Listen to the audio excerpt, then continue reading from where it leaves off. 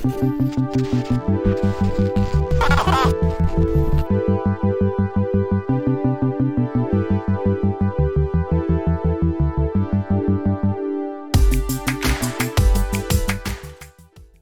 the NHL about to gain a new celebrity owner? Changing here. McDavid, beautiful move. Front back the ball, over to Crosby. He scores! Crosby, 500! Watch this play between the legs, comes right back to him.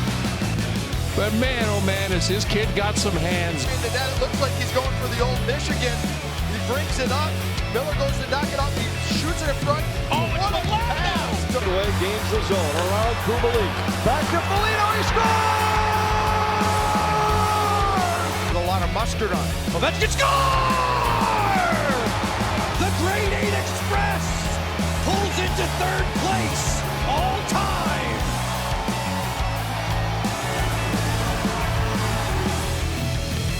This is the Pucked Up Podcast. Hello, everyone. Welcome to the Pucked Up Podcast. As always, I am Chris. Joined with me are two of my favorite ladies, Danger and Dee. I just shoved my straw in my teeth. Don't do that. That fucking hurts. Yeah, I bet that hurts. That sounds like a bad time, honestly. In case people were wondering what the look on my face was. Yeah, the abject pain that I was in. The look of shock. Ow. Yeah. Oh, fuck. Anyway. Yeah, it's been a little while since we've it has been. We've been here. Yeah. Well, back. Technically, we've only been off for a week because we did put out a super special episode. Indeed. You've only not seen us for a week. Yeah, that's true. I mean, I've still yet to. I can't decide if I like the orange pants that the Ducks rock with their reverse retro. I feel like it's a bit much. I feel like it looked better. Yeah, it's a lot of orange. It's a lot of orange. It is. But you know what? They can go hunting. They can go hunting. That's fair. That's very fair. Yeah. That's fair. But yeah, it's been a wild couple weeks in the NHL for sure. Always. When is it not though, Chris? Like, let's be real. For real. Like this season's been, every week something insane happens. This week has been nuts, or this year in general has been nuts to start. I mean, right. You've got like Erik Karlsson doing Erik Karlsson things. Lots of players getting suspended. Like, oh my God. I mean, we'll get into that in a little bit. And I mean, most of them that I saw were There's deserved. bad boys. So. Also, we all want to send our love to Evander Kane after that scary injury. Very Thankful scary, and we'll was, talk about that a little bit too when we get into injuries. But thankfully he's okay, but want to send our love and positive thoughts. Yeah, he's send our love out to him. He's Evander Kane. Like, it's you love to hate him, but you never want to see an injury like that. No, you don't want to see anyone have that. No, absolutely not. Super scary. Glad he was able to get it looked at and taken care of right away. Yeah, absolutely. Obviously, the EMT in me was like, he handled it very well. You know, he knew right away. Yeah. Well, obviously, props to the Edmonton Oilers staff and the staff in the arena to quickly take care of that. The paramedics to jump on that because like those incidents, while they're very rare, do happen. Absolutely. So, absolutely. Like, thankfully that was in Minnesota last year. We had, or the year before, had a high school student die. Yes. Yeah. Well, that's happened twice in the NHL. Right. And but one of them he lived. They both lived. They both lived. Oh, did they? Okay. Yeah, they both. I knew at least one of them did because I was talking to a client of mine about it this week. And yeah, I mean, but the kid last year, I mean, so it's of course devastating. You know, I mean, he was a year or two older than my own son, and my son's actually the one that texted me and told me about it. Yeah, it's wild how fast it happens. But yeah, it's rare that it happens. You don't want to see it happen. And unfortunately, it's one of those things where it's a risk of playing hockey. Yeah, that was part of the reason that TJ Oshie's brand War Road came out with it's called Tilo, and it's like a cut resistant fabric. Because he was like, I was petrified of that happening. So like, I mean, it comes down like to your wrist, Yeah. and I think it only comes up here, so your neck is still going to be exposed unless you're going to wear Right. like Well, a and freaking ski mask on the ice. rock like But a it covers turtleneck. like your More legs and stuff than- too, because yeah. they have pants for it as well. And Right. so he was like, that was something that was super important because as hockey players, Yeah. we are, you know, we're rolling around with knives on our feet, and Yeah. our legs come up sometimes, you know, just because of the way we're going down. It's very dangerous, and so he wanted to make sure that he was providing gear that protects people as much as possible. Was it Right. last No, year or that's the year awesome. before? Last year or the year Yeah. before, PK Subban got his leg cut open. Yep. Mm-hmm. I think it was Yeah. it was 2 years ago. And it is a remember that. definite issue, and it's one of those where it's, you know, how do you fix it? Like, there will always, you can protect yourself as much as humanly possible, but there's still going to be that Right. risk. You are Right. still skating It around with happens. knives on There your is. feet. You're going The fast, freak you're hitting accident. hard. Yeah. Yeah, there will be those freak accidents, but it's nice to see, and we've complimented the league on concussion protocols and stuff like that, but it is nice to see that players are getting involved with other company, you know, making their own Yep. stuff to try to fix these problems. I would love to see that become widely available for youth hockey, and Yeah. you know, Well, I mean, yeah, it is. Warroad, you can go out and buy it. The thing is that it might be cost prohibitive for a lot of people, and Right. hockey already is a sport that is Right. cost prohibitive Right. for Right. so many people. right. Ice time is incredibly fucking expensive. The equipment is expensive, and not everywhere Yes. offers a rental program for these youth Right. leagues. So it's definitely A lot of something that I youth would like to leagues- see Oshie in general partner with more. And I say that because he's the founder of Warroad, Right. which is named after the place that he went and trained. I think it's there in Minnesota, I was if I'm gonna not say mistaken. Warroad, It's Minnesota, yeah. Warroad, Which I Minnesota, didn't realize it's where he that he was trained, here. and so I'd love to see him partner, especially with. And I know he does still do stuff with Warroad there in Minnesota Well, and because there's other, that's you know, his home, that's his family. But a I'd like to see him lot do of- it. A lot of players elsewhere. come through Minnesota at one point in their careers or another, whether Yeah. it's youth or not. So to start it here and have it kind of trickle down, I know a lot of the youth programs here do trade back programs, so you can it's like Right. hand-me-downs for equipment and stuff, which does help curb some of the costs, but not everybody is going to get gear if Yeah. it still doesn't fit your kid right. If Right. it doesn't fit appropriately, it's not protective. So Right. Yeah. I very much agree that it would be nice to see. Again, it's one of those where, like, in a perfect world, it would be free protective gear for everybody, but that's just not a Right. plausible Right. thing. Right. So But we'll see yeah, how it goes. But for yeah, I didn't sure. realize TJ went through. That's funny. Yeah, TJ went through Warroad. He talks about it a lot. That's where he really says that he kind of like found himself as a player and Sure. as a person too, because of the sense of community there at Warroad. That it was super like impactful on his life and how he sees his life going forward. So yeah, that's why he named the brand after it, which I think is really cool. American hero TJ Oshie. Let us Right? never forget Hey. that Hero, over we that didn't shootout probably game need it against tonight. Russia.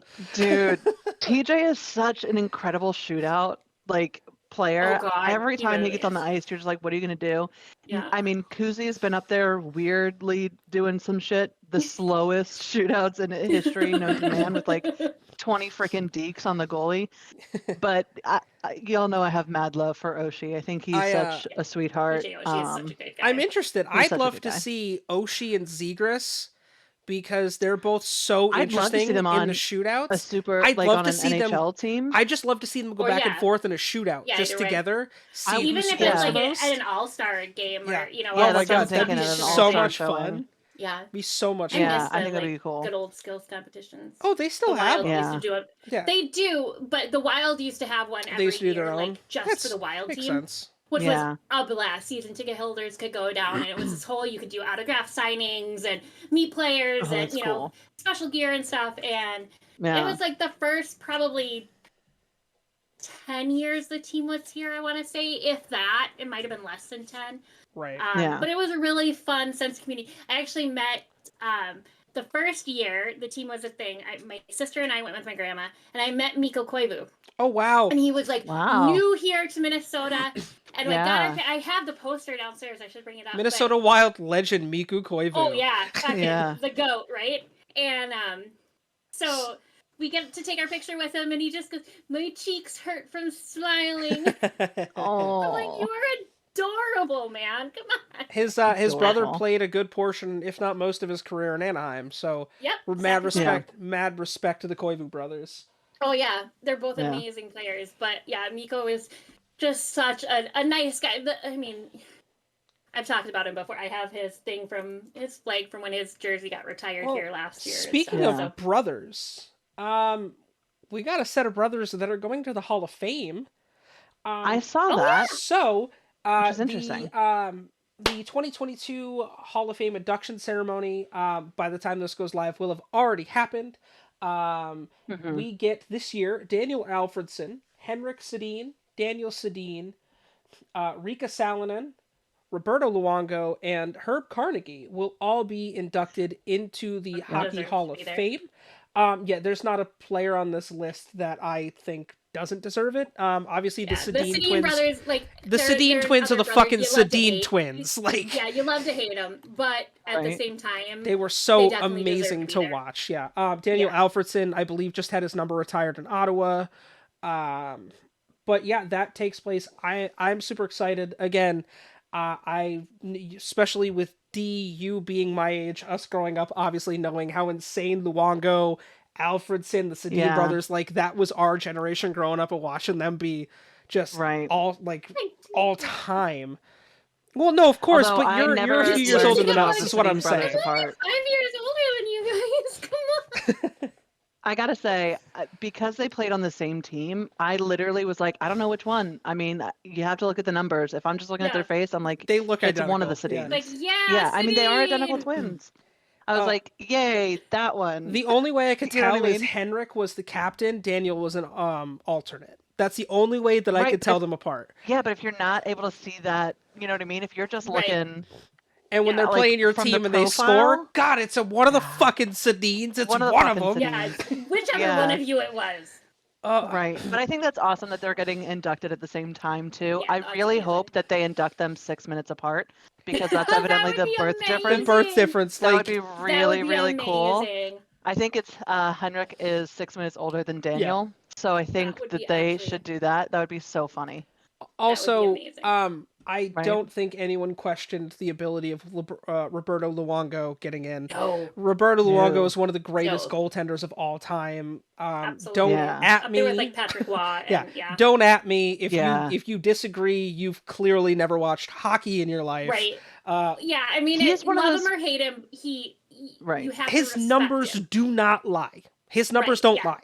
Yeah. You know. He's one of those goalies, though, that he looks so different on ice and off ice to me. Like, he looks, like, mean in his mask almost, but then you see him off ice and he's, like, this, like, kind of vanilla-looking, really nice, really basic-looking dude. It's, like, night and day. He's the smiliest, happiest man ever, but on the ice, you're like, he's just a machine. I've watched Fleury blow people out. Like, Fleury rather reminded me of Luongo. For years because of that. Like, but in person, like in interviews, unless he's real pissed off, Luongo's like just smiley and happy and like just a little sunshine ball, you know? Oh yeah, and I mean, like obviously the respect to Herb Carnegie being the first hockey player in the NHL of Jamaican descent. One of the first black players, and his numbers don't lie. Daniel Alberts. Oh, sorry. Nor do his hits. I was going to say about Herb Carnegie. One of the things in his write-up in the Hockey Hall of Fame like announcement section that really I think it ties into one of the things we're going to be talking about in a little bit was that his coach pulled him aside and pointed up in the stands to Conn Smythe and was like, that's Conn Smythe, owner of the Maple Leafs. He says he'll give $10,000 to anyone who can turn Herb Carnegie white. And he was like, that's the Maple Leafs were who I rooted for as a boy. And to find out that the owner of the team that like I really cared for thought that like I, felt this way about me. None of that surprises me with things I've heard about Conn Smythe back in the day. But it's crazy. Like, it's so crazy. Isn't it heartbreaking to hear that? Say, and especially like back then too, because like that was in 1938. So $10,000 in money then was a shit ton of money to be like, that player's great. It'd just be better if he was white. Like that's so shitty. That's really shitty. Thankfully, we've come a long way. Well, props to players like Herb Carnegie and Willie O'Ree that really laid the foundation for players now, like obviously the recently retired PK Subban, Evander Kane, Matt Dumba, like those type of players. Hall? I don't remember his first name. He played for us for a while, and then I think he went to Dallas. I want to say was actually the first African American player in Minnesota, but I might be wrong on that. This was years ago, but I'm pretty sure he played for the Wild for a season or two, and then went to Dallas. But just like everybody leaves us for, but that's a joke for the North Star fans out there. No, but yeah, it is, we have to be very thankful for that foundation that was laid, because people still will tell you hockey is not a sport for Black people. And I'm not saying that, but, no, it's very widely said. Hockey is a sport for whoever the fuck wants to play hockey. Yeah.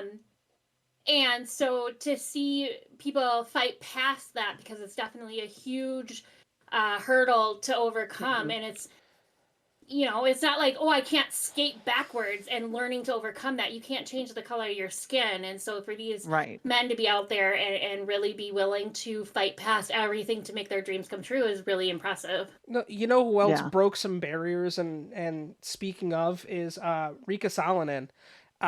She is one of the most decorated females in hockey history.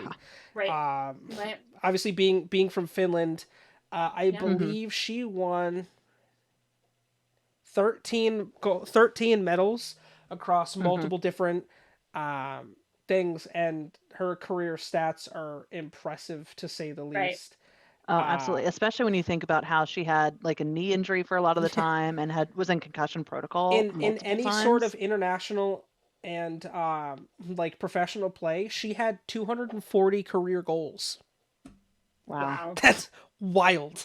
So and there's nothing we can say about Daniel Alfredsson that no one's ever said. Right. So again, much props, much love to the 2022 Hall of Fame class. Everyone there has well above earned that bit.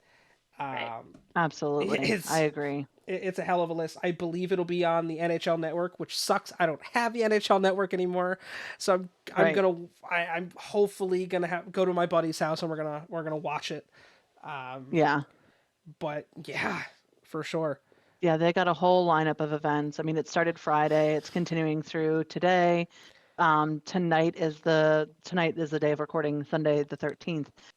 They have the Hyundai Hockey Hall of Fame Legends Classic. Yes. So that'll be really good to watch. And then tomorrow, on Monday, is the actual celebration, the induction celebration. Right.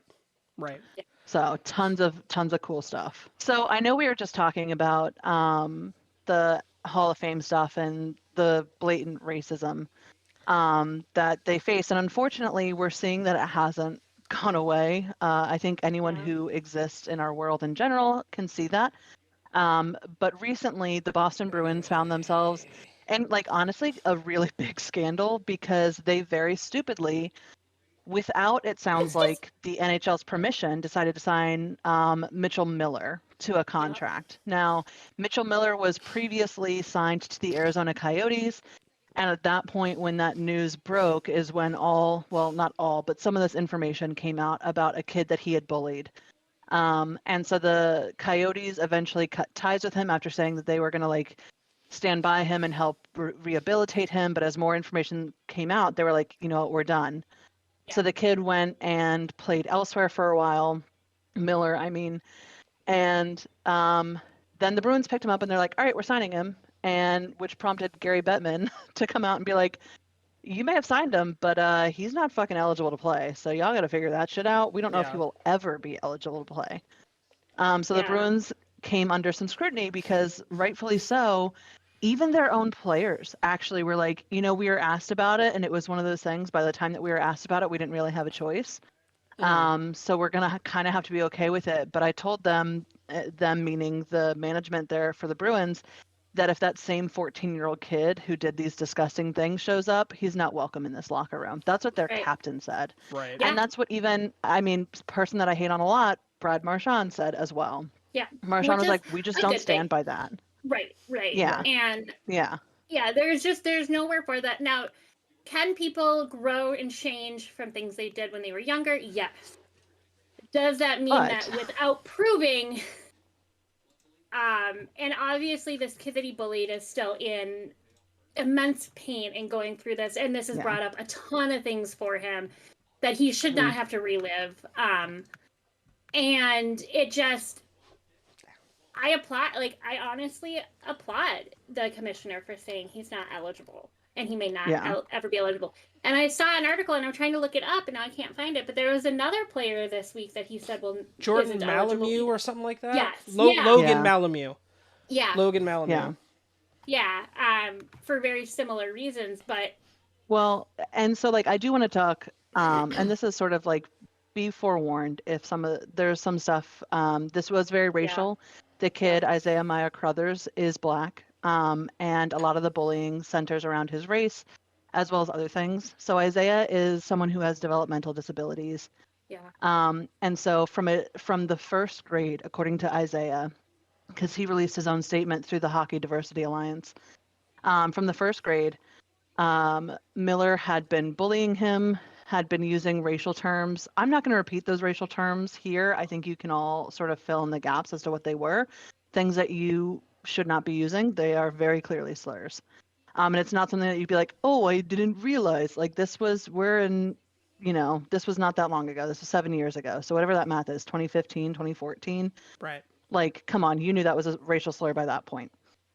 Anyway, so he had done this from first grade through when this incident happened in junior high, and then it even kind of did continue into high school a little bit via Miller's friend group. The ultimate thing that caused there to be like an actual complaint made, and I believe Miller actually had to face some time in juvie for it, was that he took like a push-up lollipop, swirled it around in a toilet, and then made Isaiah eat it without telling him what it was. And then only after he was eating it, they told him that they had put it in a urinal. Yeah. Which is fucking gross. Absolutely gross. In addition to that, he wasn't allowed to sit and eat until he cleaned the entire table and had to say that I was his N-word in order to sit down and be able to eat with his classmates. And at which point he would also get food just thrown in his face. So we're talking about like, this is not the kind of bullying, which is, stuff that I went through, where people were like making fun of my hair and my weight and things like that, which is still awful and not great. We're talking about something that crosses a severe threshold. Oh yeah. And I'm sorry, but someone who did that consistently from first grade through 8th grade is not someone who's going to change overnight, and is not someone who's going to change when the spotlight is on them. You also know that what was work that needed to be done in the background. Like it's not one of those, oh well, they're just kids. Like, you know what you did. Right. Yeah. This isn't kids being kids. It's not boys being boys. This is shit that should never have happened, and taking care of somebody who, or taking advantage, not care, of somebody who doesn't have the cognitive resources to realize that these are not your friends, that these are not guys being nice to you.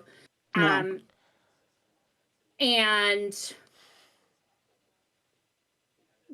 mean, he knew that at a certain point, but there was something that like, it's something that he couldn't avoid because they were all still on the same bus route. So they would sit next to him and punch him in the side of the head while they were on the bus together.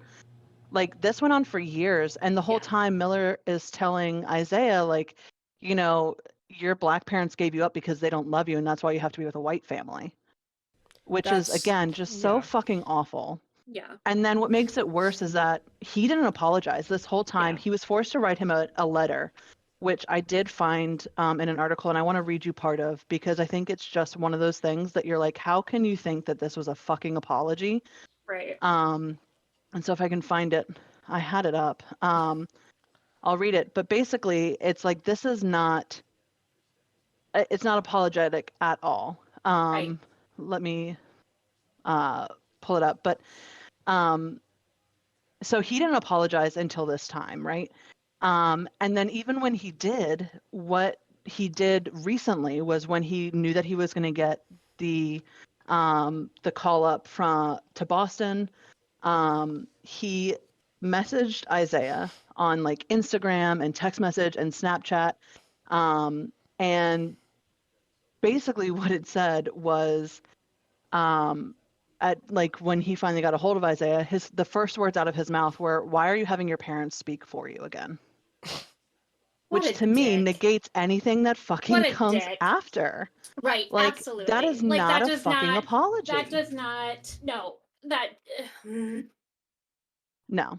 I'm glad you found that, because I hadn't heard that piece of it. But yeah, that... Yeah. Yeah, no, it's... You're an adult, fucking act like one. Yeah. Clean your shit up. Like, exactly. And, like, that sort of representation of just putting aside the racist tones in general, the overall, like, disposition of personality, is that really what you want, to represent your league? Like, do you want... Like, yeah, there are people that are assholes that play the sport, but, like, overall, just, like, monstrous behavior? Is that what you want your 7 or 8 year old son, like Danger? Your son is 13 and impressionable. Is that who you He'll be want 14 him? on Friday. Is that who you want him to look up to as a role model? Exactly. No. There you go. And so I've pulled up the apology letter that was issued when this incident originally happened, right? When they were in like middle school? Right. Okay. And so I need to like blow it up because it's written in such small handwriting that I'm like, oh God, I feel like teenager an old handwriting person. too. Good luck Yeah, it's so bad. My son's handwriting is still atrocious, and like my handwriting is not great either, unless I'm like trying hard. Yeah. But oh my God, so he says, it says, "Dear Isaiah and the Meyer Crothers family," which I'm like, first of all, okay, you obviously had help writing this. But anyway, I first want you to know how very sorry I am that we are here today, and mostly for causing you and your family any pain these last few years. And last few weeks. Any pain these last few weeks. Remember, this kid bullied this kid from the first fucking grade. Yeah. And this is like 8th grade maybe. So it starts out with, I want to know that I'm sorry that we're here today, which is, I feel bad I got caught. And that I'm sorry for any pain that maybe happened, but only the pain that happened most recently. Right. Okay, so it continues. Isaiah, I know this must be hard to believe. I have and still do consider you a friend of mine. Full fucking Anytime shit. you have to say this may be hard to believe, yeah, it's because it's not fucking true, you dumbass. Right. Yeah, bullshit. What I thought that would be a funny prank got bigger. I never want you to think that I have purposely picked you. We are just daring anyone to do it, and it was wrong and dumb. I was wrong. Which again, it's like you've been picking on this whole time. Daring, and nobody else did. Somebody and like forcing them are two very different things. Exactly. Yeah. And then continues, we have been friends for a long time, since grade school, yes. Sometimes horse playing, or it's hard because there's no punctuation basically in this whole fucking letter. So we have been friends for a long time, since grade school. Yes, sometimes horse playing in the hallway, but also playing football or basketball together as teammates. Isaiah, I am so sorry for not being a good friend. I hope you still want to be my friend. I ask you and your family's forgiveness. That's the court-ordered letter that this kid wrote. At no point in there is there an actual fucking apology. No, there's nothing. And when it comes time for him to get pulled up into the Boston Bruins organization, he reaches out and says, why is your family still talking to you? I want to say I'm sorry, but I want you to know this isn't hockey related. Which to me, again, says this is because I'm getting a professional hockey contract. This is absolutely because you're getting a professional opportunity. I'm trying to make sure that I did not fuck up my entire livelihood when I was a kid. And sorry, dude, you did. Yeah. Like, you did. You done fucked up, Ron. Yeah. You're out. So, there's no need for that. And going back to what you guys were saying earlier, there are quote unquote bully players, right? Right. Nick Delorier is one of them. Yeah. The first thing he did, he got traded to the Wild last season with a player, I think it was Middleton, that he'd go toe-to-toe with every time they played together. First thing Delorier did was, hey, can I take you out to dinner? Yeah. Yeah. No hard feelings. They understand we're playing hockey. There's nothing, you might be pissy and say shit out of the locker room after the game, whatever. but there's no long-term test there, right? Yeah. This kid is just there's no need for any of this. No, and what really upsets me, now I will say Boston did do the right thing when all this came out. But what upsets me is that Mitchell's agent had come out saying like, hey, we're working with him. He's apologized to the family. He's done all this. We're getting him to work with these organizations. He's improved, blah, blah, blah, blah. So that's the message that they put out there. And of course, this is coming from respected people in a respected organization, so people believe it. Right. So Isaiah in his statement says, I'm now getting messages on all social media from people calling me a slow, another slur for people with disabilities, ass clown, and you stupid N-word, saying that I need help because of this coming back up. So it just hurts my heart that this is being brought up constantly and I can never move on from it.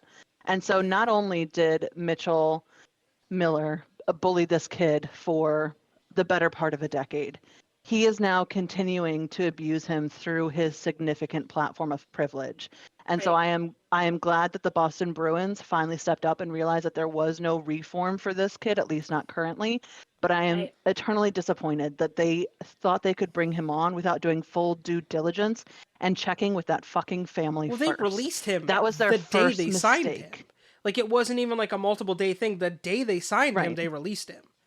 Well, I think it was they were like still the next fighting day. to try but to be able to get I him. wonder. Part of me questions. Like, I do want to give the Bruins organization the benefit of the doubt in the sense of, I wonder how much they knew.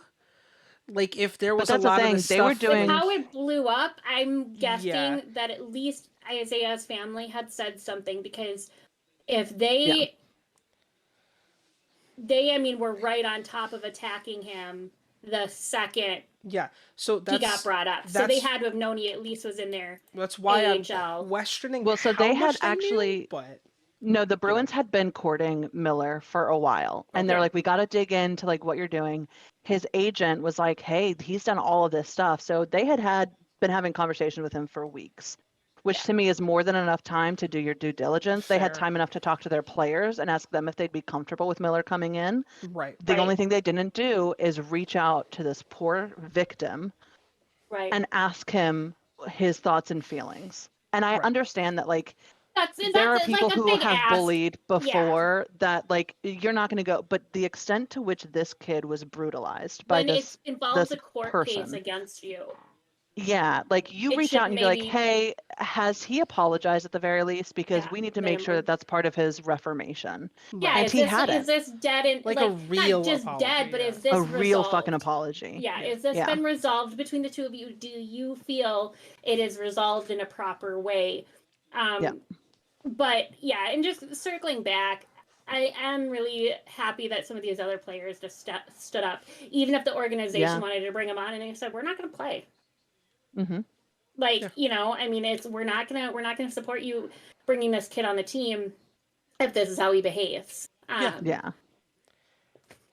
Oh, and it's just shows the kind of locker room and the kind of organization that the Bruins have built is, hey, guess what? The players aren't cool with this. Some of the front office isn't cool with this. Like, you know, but and it's something that, I mean, and everybody has skeletons in their closet. That's not to say that, you know, people don't have histories. I mean, they're professional athletes, for Christ's sake. Of course they have history, but this is something that you should not. Yeah. There's a difference between, like, getting getting arrested in college for, you know, for throwing a party. On you or something. Like just blatantly, you know, and I can't even, it's beyond bullying. Like, that's just it truly is. So, and it's one of those things, I firmly believe in reformation. I believe that people are capable of change. I believe that if they're given the resources, people who grow up in racist families are able to change their mindset. I firmly believe that. But I also believe that in order for me to accept any of your apologies on any of those matters, that you have to outwardly show your change for a significant period of time. Yeah. Right. To the point where it's like, I'm convinced now that this wasn't a blip, so you can, you know, get your name off of the, like, offender do not even fucking go there. Yeah. Yeah. It's like, it's clear that who you are as a person has changed. And it's very clear to me, based off of the reporting we've seen, that Mitchel Miller has not gotten to that. No. And until he does, I don't believe that he should be put in a professional support capacity. I think he should be able to have a life. I think he should be able to have a job. I think he should be able to support himself as he goes through rehabilitation for his very clear and chronic issues with bullying and racism. That place does not need to be in America's eyesight every week on national television multiple times a week. He can do that off on the sidelines somewhere else. Right. Yeah. Like that's, you said it, I think, better than Deidre and I could have said it. Like, to start, just like, actually, I know this is a hard thing to think about, like, but actually mean it when you apologize. Maybe just once. Don't say, and that's my biggest pet peeve when anyone apologizes about anything. Like, I'm sorry if I hurt your feelings. Yeah. Like, or I'm sorry if your feelings may have been hurt by something I said. It's like, no. I'm sorry that I did this. Yeah. That might not have been my intent, but I see the impact was this, and I feel bad about that. And I fucked up. Yeah. Yeah, and I fucked up. That's all you have to say. Like, it's so fucking simple to make a good apology. I think we're past the point where an apology is really going to do much good. Right. I mean, well, but they still need to be said, right? Oh, you for sure. Apologize, go to therapy, prove that you have made a proactive actions to change who you are as a human being. Right. That's that's fair.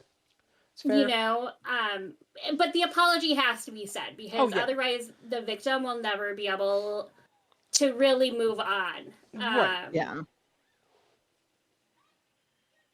In certain circumstances. I just think it's important to say the apology. Oh, no, I'm not saying the apology is not important in general, but I'm saying but there needs to be like additional. Yeah, well, I'm just saying we're at the point where I don't think just the apology is going to fix anything.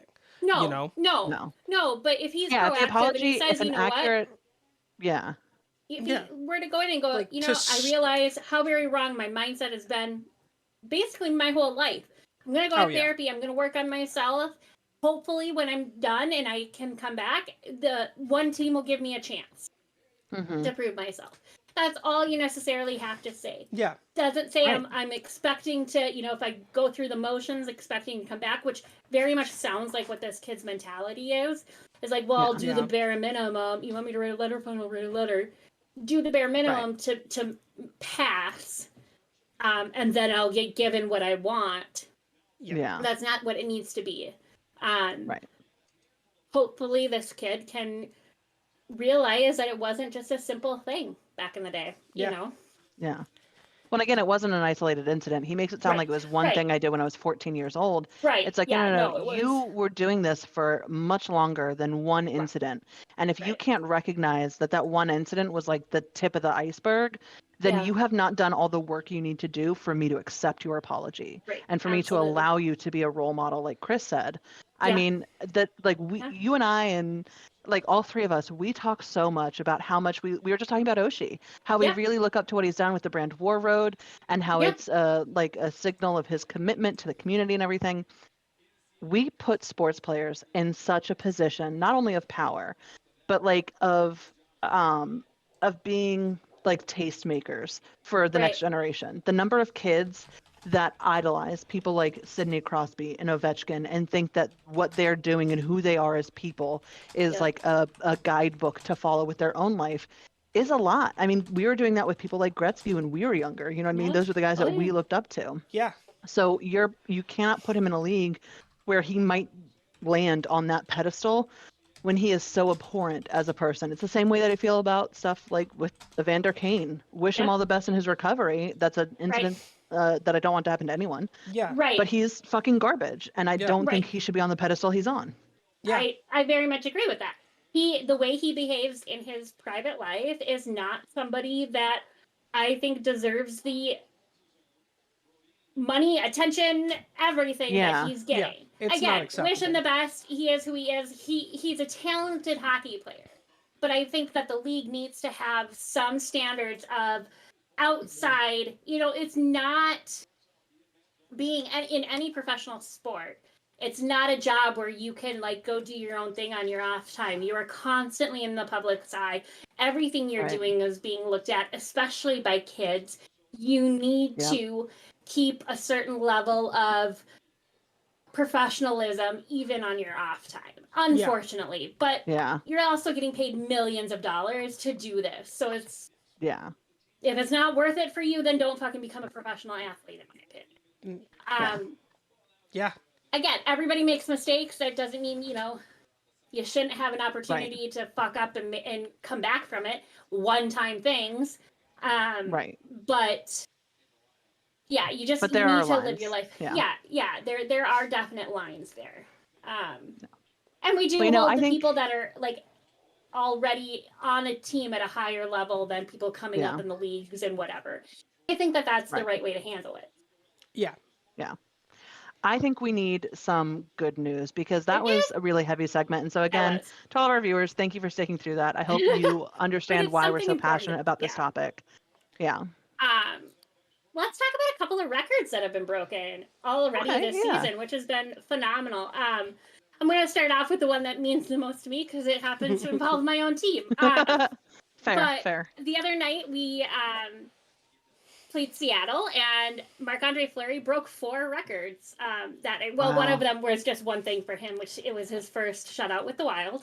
As one would when you're a future Hall of Famer, you just break a ton of records in one shot. Yeah. Right. But he had the 72nd career shutout for himself. And he was just really cute. After the interview, he was asked about breaking that record because he's now no longer tied for 12th, I believe. But he says, I don't know, Fleury said. I just think it means that I'm old. Maybe. I've played for a while. I don't know. It's nice. Like, what a fucking dude, man. Like, how adorable. I know. Right? And so he had, 28 saves that night. I mean, it was a decent game, a quick game. Yeah. Those are always nice, though. Right? From time to time. But yeah, Fleury had 44 shutouts when he played for the Penguins, 23 with Vegas, 4 with Chicago. He passed Harry Lumley and Lauren Chabot, whatever, for the 12th place in NHL history. Belfour and Tony Esposito are next with 76, so he's only he's 4 away from tying with them. Yeah. So which just like an awesome night for him. Awesome fucking night for him.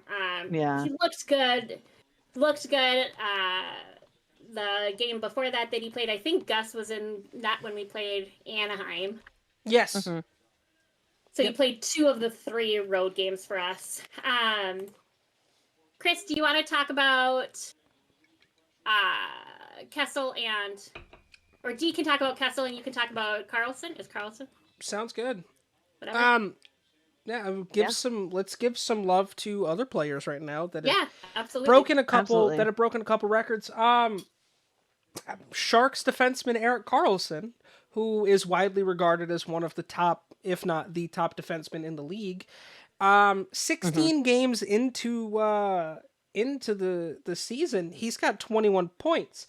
Believe they said he's the first defenseman to have 13 points in the first 10 games of the season, which is wild. Wow. He's also, I believe, what? I was going to say I refuse to talk about him because we're playing the Sharks tonight. Go ahead. Hey, listen, the Sharks, again, one of my least favorite teams, but you gotta show love. You gotta appreciate it, I just couldn't remember all the specifics. And I believe they said during the broadcast a couple weeks ago that he is the first Sharks defenseman ever to score a hat trick. Yeah. The dude he missed a bunch of time last year due to injury. His time in San Jose hasn't exactly been stellar, but god damn, he's on a tear right now. Much love to Erik Karlsson, man. The guy is ripping it up, and it's fun to watch him for sure. Yeah, absolutely. And another person who's broken a record recently is Phil Kessel with the Vegas Golden Knights. He has now passed Keith Yandel for a number of consecutive games played. So he passed it at 990 games consecutively played. He's approaching 1,000 at this point. I think we're which close. is an even bigger. I think we're It's super, like, super yeah, close. 999 or something like that. So, it's insane. Do you understand how wild it is that back-to-back years the Iron Man record broke? Keith Yandel broke that record last season. Yeah. Last season he broke that record. Like, it's wild to think that in back-to-back years we've seen the Iron Man record drop. And I don't think it was a question of whether or not Kessel was going to get to it. It was just when. And I think it's going to be super special. I know when that game comes for his 1,000th consecutive game, I will be tuning into that to see it, because I want to be able to say I saw him hit 1,000 consecutive games, because that's a milestone. Absolutely. That's impressive for huge. anybody. And just to like give some context to this as well, the next person with like the second longest other than Keith Yandel, who is now retired. So who's now retired. Yeah. The second longest active streak was like 685. Yeah. Yeah. He's the only person with an active streak of more than 500 games. Yeah. You know what I mean? Like, that's insane. The third longest streak, like, of all time. So these are not people who are active. That's talking about active streaks. Is Doug Jarvis, who played 964 straight games. He's in third place because, again, Keith has now been bumped to second. Prior to that, Gary Unger with 914 and Patrick Marleau with 910. So there are only two other players that have played at least 900. Think about so it. he's in like if really Marleau elite didn't company. get hurt, we would be talking about how Kessel was next to be the next guy to hit 1,000. Because Patrick Marleau is historically, even when injured, played injured. Like he was always so tough about it. So like it's wild to think that, and again, say what you want about Kessel, but like his toughness has always been one of the things that I've admired about him, regardless of what team he plays for. You know, and that's to be close to 1,000 is insane. You know, Right. Absolutely. The last big one to talk about, I think, is Ovi's record. What record hasn't he broke? Well, yeah, but the like Ty and Gordie Howe, like that still cracks me up. And absolutely. But didn't he just break another one too?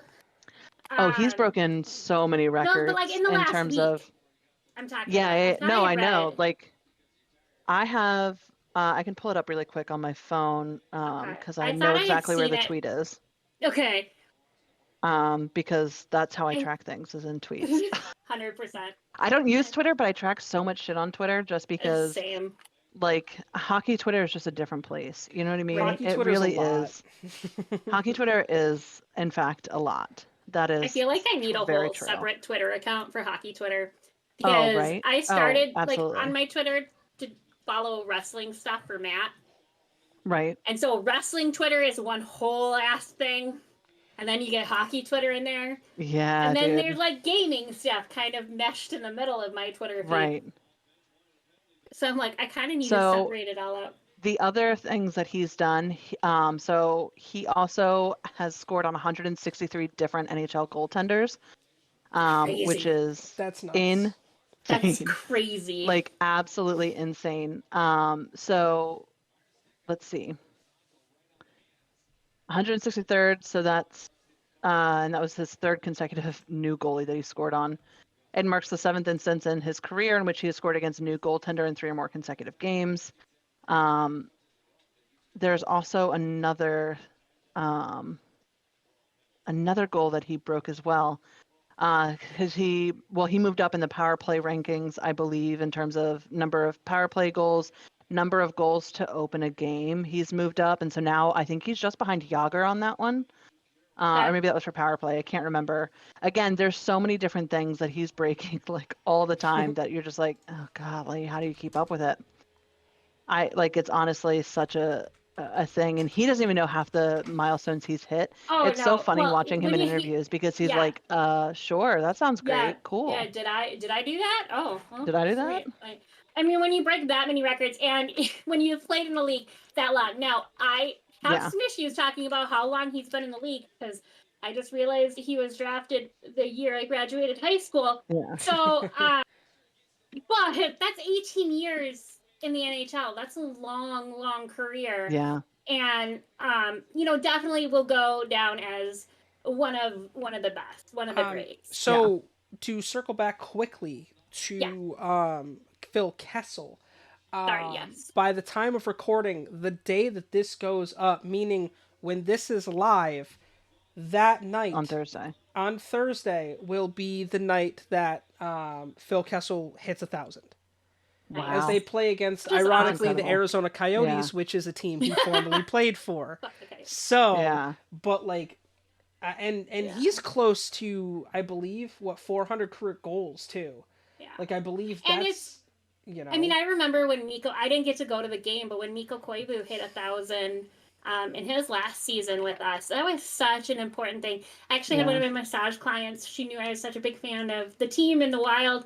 She was at the game, and they gave out commemorative cups with like a little silhouette of him, and it said 1,000 games and whatever. And she gave me her cup filled with chocolate, which was amazing. Wow. She always brings me chocolate. It's so cute.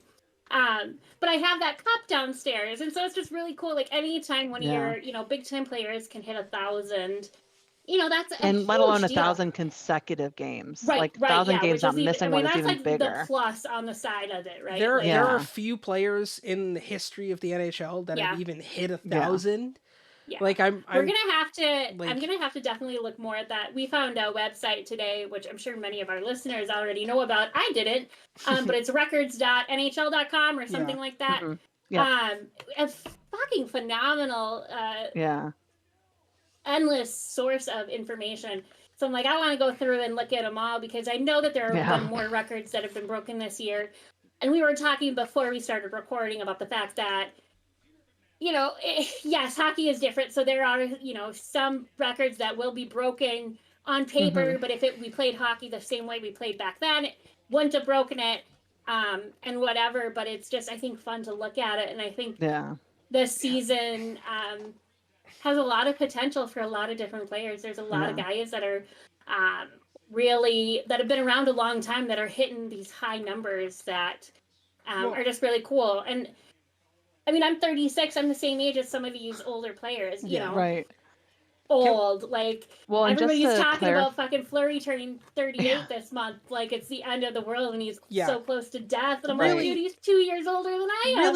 Really quickly, I just want to say this about Marc-Andre Fleury. I know between people I know and between just social media and this and that, saying this and that about Marc-Andre Fleury, that he's always washed and this and that. It's like, listen, this man is in his late 30s as a goaltender, still able to very much so play at the highest level of this sport.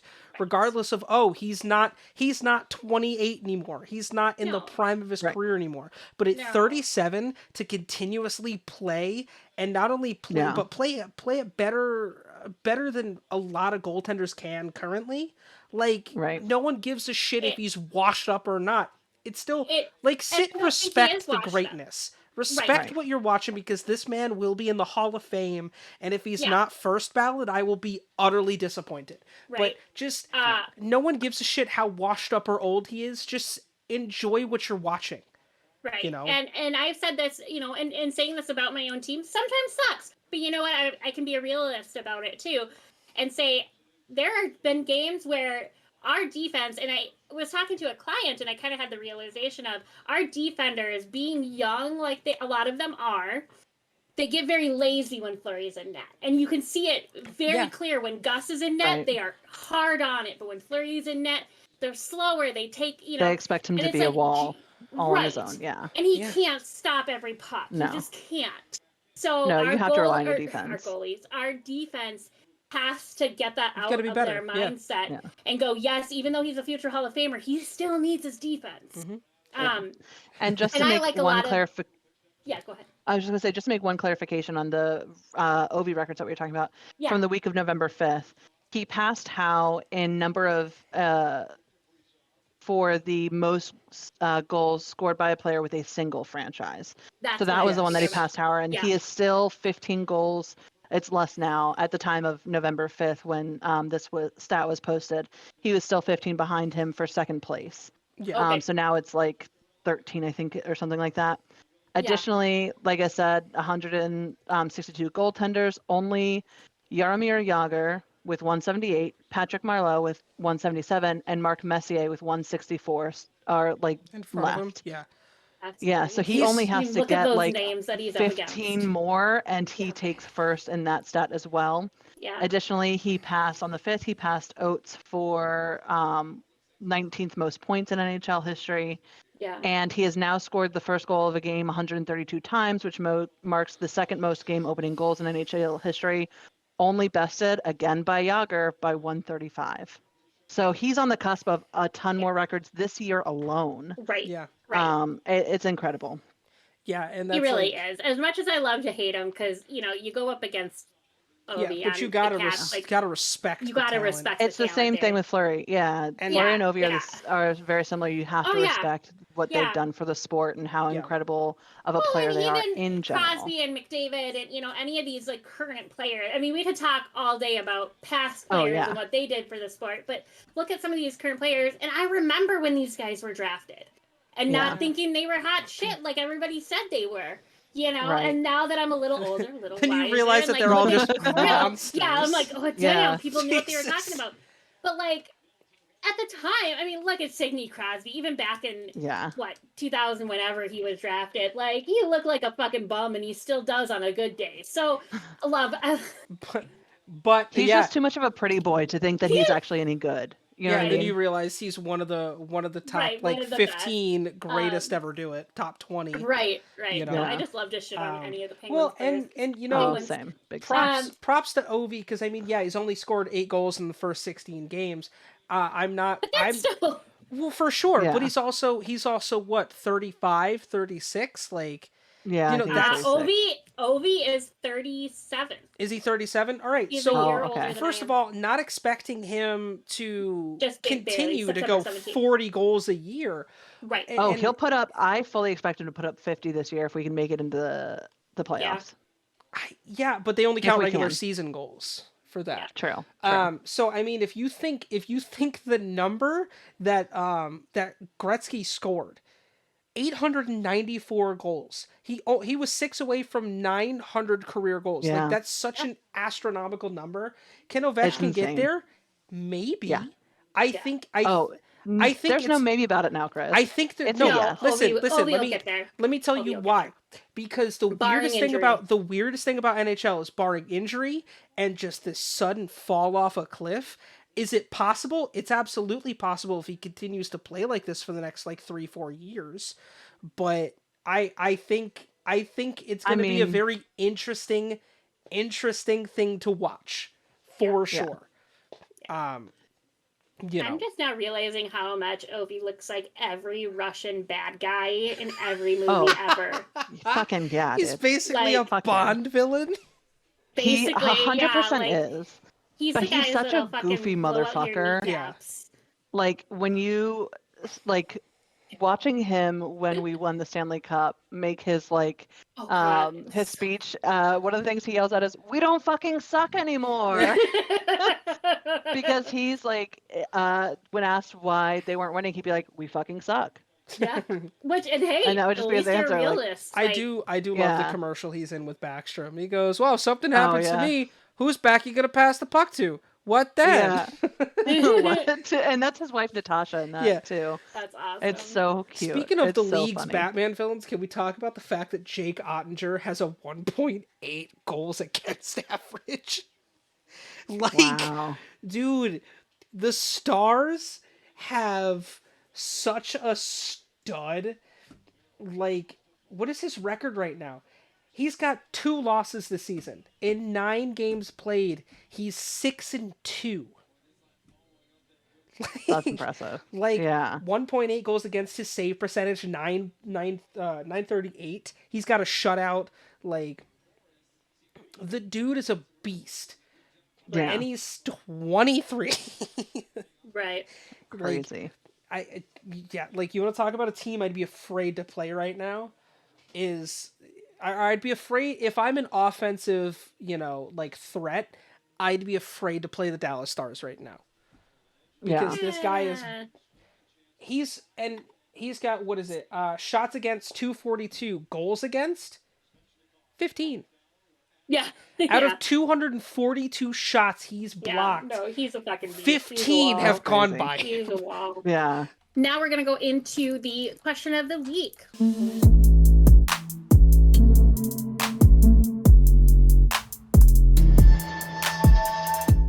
Which is, will Ryan Reynolds buying the Senators have any impact?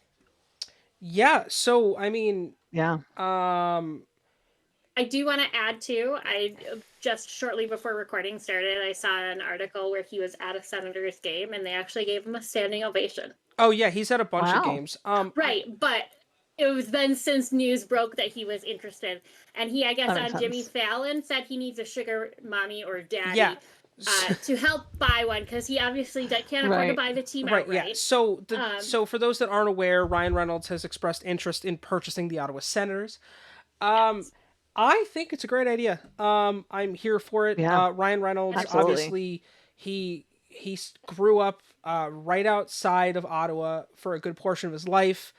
He was born and raised in Vancouver, but grew up in Ottawa for a good or near Ottawa. So the city's special for him. I thought it was flip flopped. No, I thought he was born in Ottawa. Okay. No, he's born. Yeah, he's born in Vancouver. But I think that's a huge thing for the league. I think that's great for notoriety, especially the team everything he fucking touches. Yeah, and especially for a team that's trying to reestablish themselves as, not a joke of a franchise. So I think there is nothing but benefits to this. I 100% am here for it. There could not be a marrying of two things I love more in this world than Ryan Reynolds and hockey. So, agreed. I'm here for it 100%. I think that having because there's been this conversation too about potentially Dan Snyder selling the Washington Commanders, which good fucking riddance. Fuck you, Dan Snyder, on so many different levels. Right. But there's been a lot of talk about who he's going to sell it to, and people like Jay-Z have expressed interest in purchasing the team. And so I think anytime you have mainstream celebrities, especially people like Ryan Reynolds, who are beloved by basically everyone, you're bringing so much more attention to the sport because people are going to want to know what happens to the team once he purchases it. They're going to follow it. They might show up at games hoping to catch a glimpse of him. And I think it's super helpful for the younger demographic as well. My parents aren't going to give a shit if Ryan Reynolds purchases the Senators, but people my age will. Oh, and so 100%. I think that it helps bring eyes to the sport. So I think it's only a good move if he does. Well, and hopefully he can get that funding. Told my grandma tonight, I go, have you heard this yet? And she had no idea. No, she is from Canada. She's from Alberta. Yeah. But she's like, that's really cool. She's like, that would be really nice. I was like, see? But yeah, so some older people might totally be into it and some might not be. So yeah. But yeah, I just think that it's such a great move for everybody involved. And like I said, in my opinion, everything he has touched is gold. Agreed. Yeah. He's a badass. If you guys want to submit a question of the week, let us know in the comments. Hit us up on social media. We'd love to hear from you guys for sure.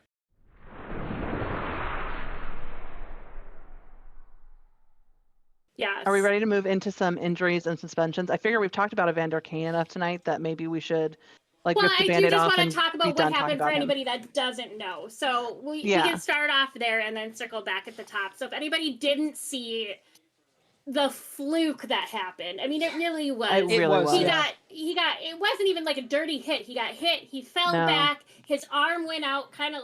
Y'all can't see. His arm went out. There you go. Like this on the ice. Imagine I'm flat on my back, and somebody skated right over his wrist. Well, it wasn't even that someone skated right over. The other guy got pushed, so his blade came up a little bit as he was turning to try and get back on balance. It looked like he was trying to kind of go over his wrist, but wasn't high enough. Yeah, and just kind of just caught it. Yeah, it just happened to catch the edge of it. Like we were saying earlier, those skates are fucking sharp. Yeah. Yeah, literal razor blades. And so he, last I heard, does have to have surgery on that wrist. I believe he already there was a tendon severed or whatever. He already had it. But this does say he's expected to be out until at least February 27th. Yeah, but it's 3 to 4 at months. At least there's a date for rehabbing it. Obviously, the wrist is an important joint when it comes to hockey. Actually, not only that, but there's kind of like important in hockey. So there's kind of like a main artery that goes through your wrist. Right. It's so also he's like important very to lucky that it didn't get nicked worse. Yeah. But it cut him open. He shot up and he covered it right away. Oh, you saw the blood. He was screaming too. Yeah. He was. And at first, initially, before I saw the replay, I didn't realize what happened. Yeah, I didn't realize what happened. I thought he was bitching about getting pushed. Yeah. And I was like, you fucking baby. You know, like I would for any player. And then you realize, and then I shit. saw him holding his wrist the blood, like this and skating, and I was like, oh no. Like, like that could have been so different. That could have been so different. If he had just been laying a little bit more on his side or something, his wrist was turned a little bit different. Or if his glove it would have didn't been come down as far. I mean, it would have hit his glove more, or like it just happened to be the way he landed. Because like a cut in the hand, exposed. like a cut in the hand is a totally different mood. You know, 100%, as opposed to your 100%. arm is out like this, and then Yeah, I mean, and like just between all again, I'm going in to the anatomy of it, but you've got the artery there, you got all of those tendons, you got the muscles that go down into the hand. I mean, all very, very important things to the body on a good day, even if you're not a professional fucking hockey player. So hopefully a good quick recovery. Hopefully he recovers fully, doesn't have any nerve damage. That's always a huge issue with anything for sure, like that. For sure. So looking otherwise, going back up to Anaheim, Kevin Shatterkink. I'm going to call him Kink from now on because that's funnier. Kevin Shattenkirk. It is funnier. Yeah. Shattenkirk. Arguably, that's very funny. Shatterkink. Okay, we don't kink shame, okay? We don't kink shame here. Absolutely not. Just listed date. The next time we play the Ducks, I'm going to be like... I'm just going to get a text. Hey, Shatterkink. Shattenkink. Shattenkink. Yeah, I'm pretty sure he'll be back before next game. Yeah, I mean, it was as of today. He's listed as day-to-day, just lower body injury. Derek Grant, upper body injury, updated yesterday. Until, later this week, it looks like. Yeah, I don't think but he's he is on IR versus being just a day-to-day. Yeah, I don't think he'll be back this week. Sam Carrick, this was updated last week. Hip expected to be out until at least the 15th. Yeah. Urho Yakanainen. Vakanainen. Yakanainen. Okay, anyway. Undisclosed injury. I feel like we talked about him before. I don't know if it's the same issue. Yeah, it's the same thing. I don't expect him to play for most of the season. Right. Is he the one having visa issues? Yeah. Okay. And Jamie Drysdale, shoulder injury that happened. Well, it was updated on Halloween. Expected to be out until at least March 1st. There's a chance he may not play this year, the rest of the season. Yeah. That's a huge loss. But you never want to say somebody's out for the entire season until absolutely no. That's a nasty injury. Right. Yeah, that's a huge loss for Anaheim's defense. The kid's so talented. Yeah. Right. Then we have Jacob Chirin. I can't say ever say his name right. We just said Chick-fil-A? That one. Chick-fil-A. Wrist injury. Excited to be out until at least Thursday this week, the 17th. Like we were saying earlier, maybe he just doesn't want to play for the Coyotes anymore. He's 100% doesn't want to play for the Coyotes. Would you? No. I mean, have you seen their locker room? That should have been an entire topic this week too. Jesus fucking Christ. Didn't they beat one of our teams recently though? They beat my team, and believe me, I was beyond. I think did they beat the how? Ducks too? Probably. Everyone's fucking beating the Ducks right now, so. When I brought that in, I totally thought that it was the Ducks. But now I'm thinking I remember my grandma going, he is going to be so mad the Caps. I was so mad. I was so fucking pissed. Yeah. I don't know. We might have lost to him for all I fucking know. Right. Whatever. So Connor Timmins also out upper body. Nick Schmaltz upper body. Expected to be out until at least December 1st. So again, I'm not sure 100% that's what happened there. Zach Cassian lower body this week, hopefully coming back. Andrew Ladd knee. expected to be out until January 17th. It sucks. Wow. Is that where Ladd is now? With Arizona? Yeah. Oh, shit. Yeah. I didn't even know that. I didn't know that either. But apparently, according to CBSNHL.com, Derek Forbort, that's a funny name, for Boston, has a finger injury expected to be out until at least December 7th. I think he broke his finger or something. That's tough to play through. I can tape them together. That's a tough thing to play through, though. You have to your hands. You have to grip the stick. I'm just kidding. I'm totally kidding. I'm just saying. I've broken a finger. It's not that easy. No, I've had broken finger. Well, I've had fractured, but no, I'm totally just kidding. But it's an injury. Again, my medical brain is going, what the fuck did he do where he's out that long? Like, Danger woke up today and just chose violence. That's a little what bit. happened today. It's Borderlands. We're recording Borderlands tonight. I have to choose violence on Sundays, That's okay? Fair. Of course. Yeah, fair. Jeremy Swayman. This one was lower brutal. body injury. Expected to be out. It happened. It says, yeah. So this happened against the Penguins. I happened to be watching with my father, who's a Penguins fan. I believe it was Marchand that he slid, and when he did, he slid into Swayman's knee while his skate was against the I think I net. saw this. Yeah, against the goal I post. think I saw that and too. it like hyperextended his knee. I was like, that was such a brutal injury. So I'm hoping again, comes back really quick, because that was awful to watch. It's a fluke kind of an injury where it was just the comedy of errors that led to it, I'm sure. But I think that's the one I remember seeing. And then Philippe Flop, undisclosed, out this week. Sorry, if anybody watches that Indian dad. There's a dad joke they say about Philippe Flop. For the Sabres, we have Kyle Okposo. Okposo. Acapulco? Yeah, Acapulco. With an undisclosed injury, expected to be out until at least this week. Doesn't say that he's on IR though, so and it doesn't say day to day. I don't know. Yeah. Henry Yokikaru. I think so. I don't actually know how to pronounce that one. The Yokester has a face injury. Yokester. This reminds me of the Mighty Ducks. Yeah. Goldberg. He is on IR with a face injury. Didn't see what happened there either. Clearly, I didn't watch a lot of hockey. I know he's got a facial fracture. Oh. Ouch. Fuck. Probably out until at least this week. It says November 15th. Matthias Samuelsson, lower body, expect to be out until at least the end of this month. It says November 30th.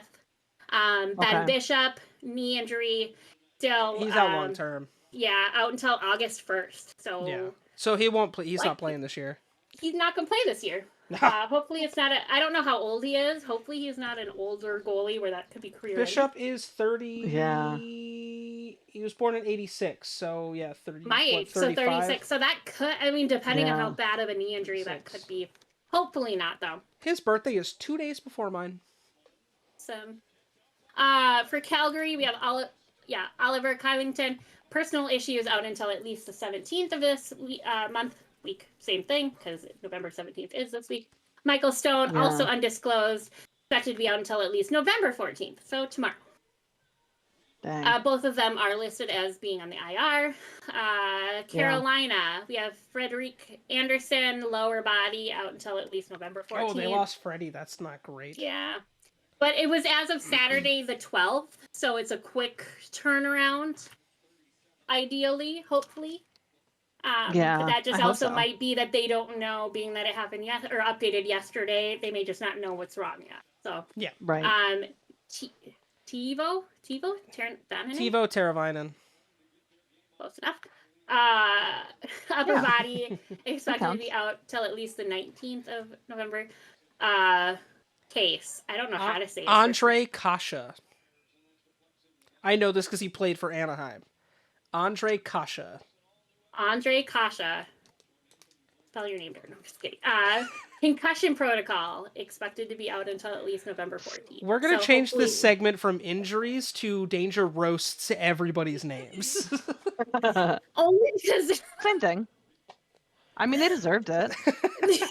How dare you spell Andre? No bullshit. This is one of my favorite things when we record the podcast, because I just laugh because Danger, like, when she doesn't get it right, she just makes fun of their name, and I'm like, all right, this is so comical, or make shit up. I'm like, this is, I love this segment. Like, and it's not to be disrespectful, so don't at me. Like, it's purely, there are some names of, like, my mild dyslexia and not knowing how to say shit properly, I just can't say. Unless you're hearing it every week on a broadcast, then And not only there are some people like on my own team that I'm like, come out here and do this, guys. Hockey names are insane anyway. Oh yeah.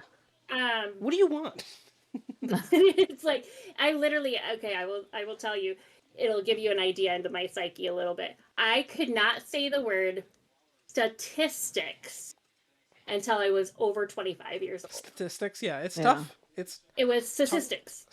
Close enough. Always. Statistics. Because my brain couldn't separate out the statistics. Yeah.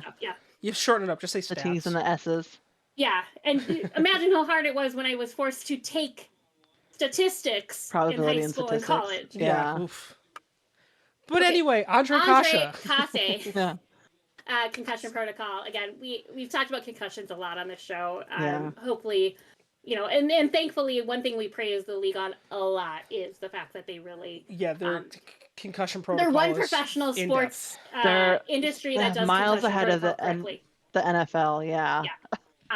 Still not perfect, but miles ahead. Let's see. Pacioretty? Hey, she got it right. Yes. Yeah. With an Achilles issue, I think we've talked about him before. Again, we hate to see Achilles he's out injuries long term, here. I believe. Yeah, it says at least February 11th. Yeah, October 11th. I couldn't remember when we recorded our last show. So yeah. If we talked about him or not. And then Jake Gardner. Yeah, right. Yeah, close enough. You're good enough. I won't roast out. Whatever. Expected to be out until at least July 1st with hip injury. One of the, and he's a defenseman. I know we talked a couple of episodes ago about how many goalies have hip injuries and stuff. But to see a defenseman with a hip injury is a big deal. There are a lot of defensemen out. Yeah, there are. For Chicago, we have Jason Dickinson. He's a dick, I've heard. Out with just an illness. Get out. Get out. Sorry. I'm not going to say the other jokes that came to mind. Oh, that was so bad. Yeah. That was so bad. Hey. I'm here for it. Yeah. I mean, come on. It's not the first time he's heard that fucking joke. No, it won't be the last either. Stalock, former Wild player, out concussion protocol. That happened last week. Oh. So, hate to see it. Stalock's a great goalie. Oh, yeah. He's getting better. Like, he was not great, good, very good on the edge of great when he played for the Wild. I think he was our backup goalie. But I'm glad to see him, flourishing. He fucking killed it against the Wild when we last saw him. So hopefully he comes back from that pretty good. Tyler Johnson, got that one right. Hey, you know what? This is one whole team. I'm going to say them all correct. Yeah. Good. Paper. Tyler Johnson's like the whitest name on the planet, so... No, the next one is ankle injury, IR, expected to be out until at least the 14th. Again, that happened last week. I'm assuming that just means they don't know for sure if it needs surgery or not. Seth Jones is our last Chicago player. You know what the funny part is? He's black. But it's if you're going to talk about you know what I mean? White names, Seth Jones. Yeah. Legitimately, Jones is a very white, it's next to Smith, okay? So. Although there are a lot of black people with the last names of Jones and Smith. It's the most common last names. Right. That's super funny. Did not know he was black. Doesn't matter that he's black, it just makes it funnier. Thumb injury expected to be out until at least the end of this month, so November 27th. Yikes. Broken again? Do you think? Sprained? Bad sprain. Thumbs can be funky. I believe he broke his thumb. Yeah. I believe he broke his thumb. Which hurts. Going on to Colorado, who is fucking falling apart from the looks of it here. These are all recent injuries, it looks like. Dude, I don't even want to hear about falling apart because we'll get there. I mean, when two of your top players are either on the IR or close to being on the IR, that's not great. So we've got 3 other players are all day-to-day. Samuel Giriard, lower body. Sample Ranta, that's a fun name to say. Undisclosed day-to-day. And Curtis McDermott, and yes, it's McDermott. It is McDermott. That's the funniest part. Dermid. Yeah, it's not a Dermot. Like, what would make sense? Right. Again, just roasting the names here. Byram? Yeah. Yep. A lower body injury out at least until the 14th. That's harsh to lose Bowen Byram. Yeah. That's another fun one to say, though. Bowen Byram. It's a very fun name to say. Bowen Byram. Gabriel Landeskog, or Landeskog. I'm from the Midwest. It's Landeskog. It's Landeskog. It would be Landeskog up there, though. It is very much Landeskog up here. Knee injury expected to be out until at least January 2012, which is losing Byram and Landeskog is huge. Yeah. Shane Bowers, upper body, expected to be out December 23rd. That's a big loss. He's one of their centers. Darren Helm, another center, hip injury, expected to be out until December 13th. And Valerie Nikushkin. Valeri Nikushkin. Valeri Nikushkin. Sure, that's as close as it's going to get. That was perfect. Right winger, ankle injury expected to be out until at least December 7th. So a lot of these are long term, guys. Yeah, that's hard. That's harsh for Colorado. Couldn't have happened to a worse team. I'm sorry, that's not how the saying goes. I'm not going to correct myself. Spoken like a true fan of a Central Division team. Yep. I love to shit on Colorado. I have family in Colorado. I like when I'm in Colorado, as long as they're not playing in the Wild, I will cheer for the Avalanche. They're a great team. I mean, Patrick Waugh was one of my favorite goalies of all time. Played them. I can't hear you over the championships blocking my ears. Right. I love that whole thing. Right. But going on to Columbus, we have Eric Gudbranson. It's so funny, the hype of when they signed Gudbranson and he's already hurt. He has an upper body injury, expected to be out until at least November 15th. Jacob Voracek. That's right, Voracek's out. Yeah, Voracek. You had it right. Yeah. You did perfect. You did. Getting better. Chris will insert the applause sound after you do all the right ones on the first try. Yeah. He's upper body injury, expected to be out until at least November 19th. Sean Curley, or Curley, depending on what part of the Midwest you're from. Upper body Quebec. Quebecois. Expected to be out until at least November 15th. This one hurts a little bit. Zach Wierenski, Werewolf, whatever. Werewolf, whatever. Remainder of I bet you Werewolf is probably one of his nicknames. Probably. If it's not, it fucking needs to be. It fucking should be. Yeah. Get it together, Zach. An upper body injury and expected to be out until at least April 14th. So he has a separated shoulder, torn labrum. Yeah. He's out for the year. There's no way he's recovering from that in time. That's hard to lose. I mean, not only losing Gudbranson, but Werenski being out too. Yeah, and what he's out for. Hurts. Yeah, and for the rest of the season. Like, don't expect any of his production. Right. Adam Bokvist. That one hurts my brain. It's a Q and then a V. Oh, so he's Swedish. Bokvist. Ludafisk. Oh, God. This is how my brain has to associate names so that I pray to remember them next time. If you guys love Danger reading this stuff in the comments, if you guys love Danger doing this, just show her love. Put it in somebody else's video. Yeah, don't put it in our comments, but if you love it, tell us in the comments. Just please, I try my best. I really, really do, you guys. It's so great, though. Foot injury expected to be out until December. I don't know if it's a broken foot or what. It's probably turf toe. Is that like athlete's foot? I honestly don't know. It feels like it fucking should be with the name. But every goddamn NFL player, has it, and they don't play for 3 weeks. So I don't actually know what turf toe is. Hockey though, not fucking. That's right. We're talking about like real athletes, not It's bitches. ice toe. Get it right. Yeah. That's called frostbite danger. It's called frozen water. That's called frostbite. Nick Blankenberg, ankle injury, expected to be out until That's a mid to good late last December. name. That's a great last name. That's a great last name. Justin Danforth, expected to be out till at least May 1st, so basically the end of the season. Shoulder probably. He also has a torn labrum. Yeah.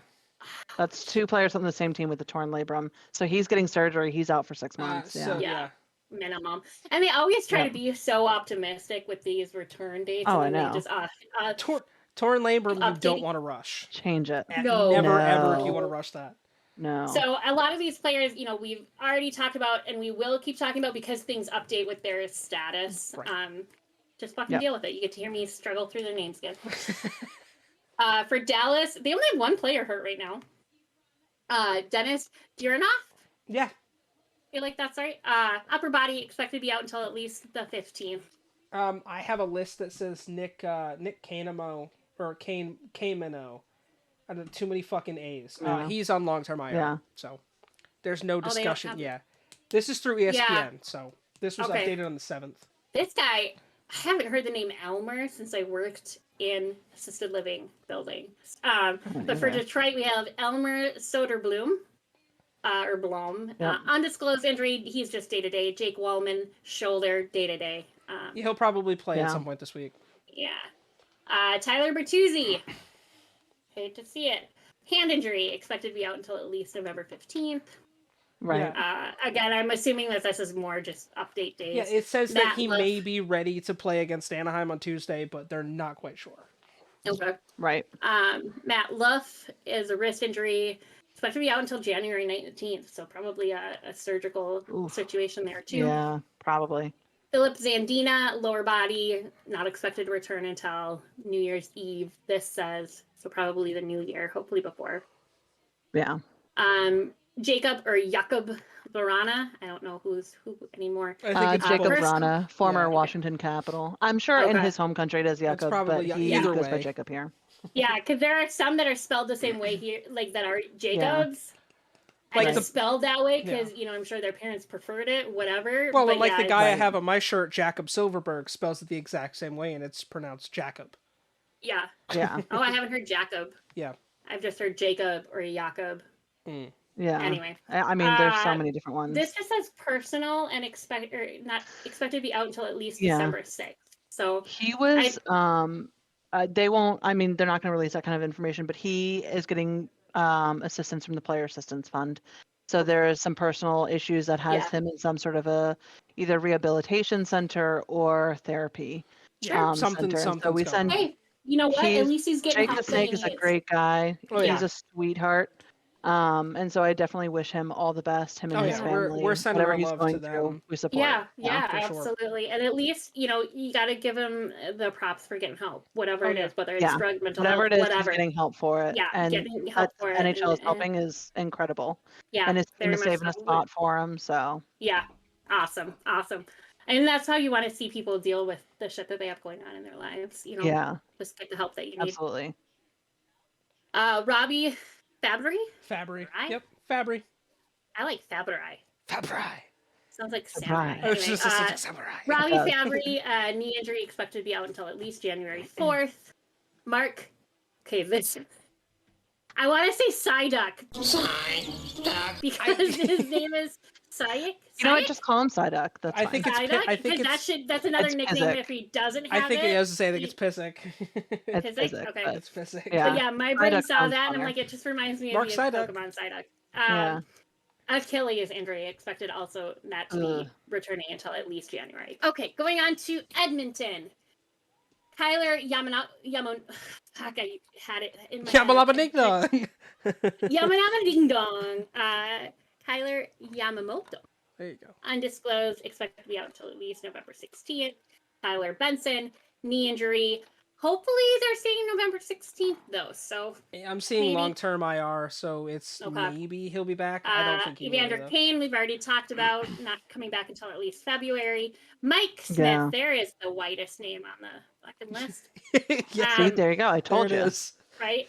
And Oscar Kaufblom, I'm going to loop together.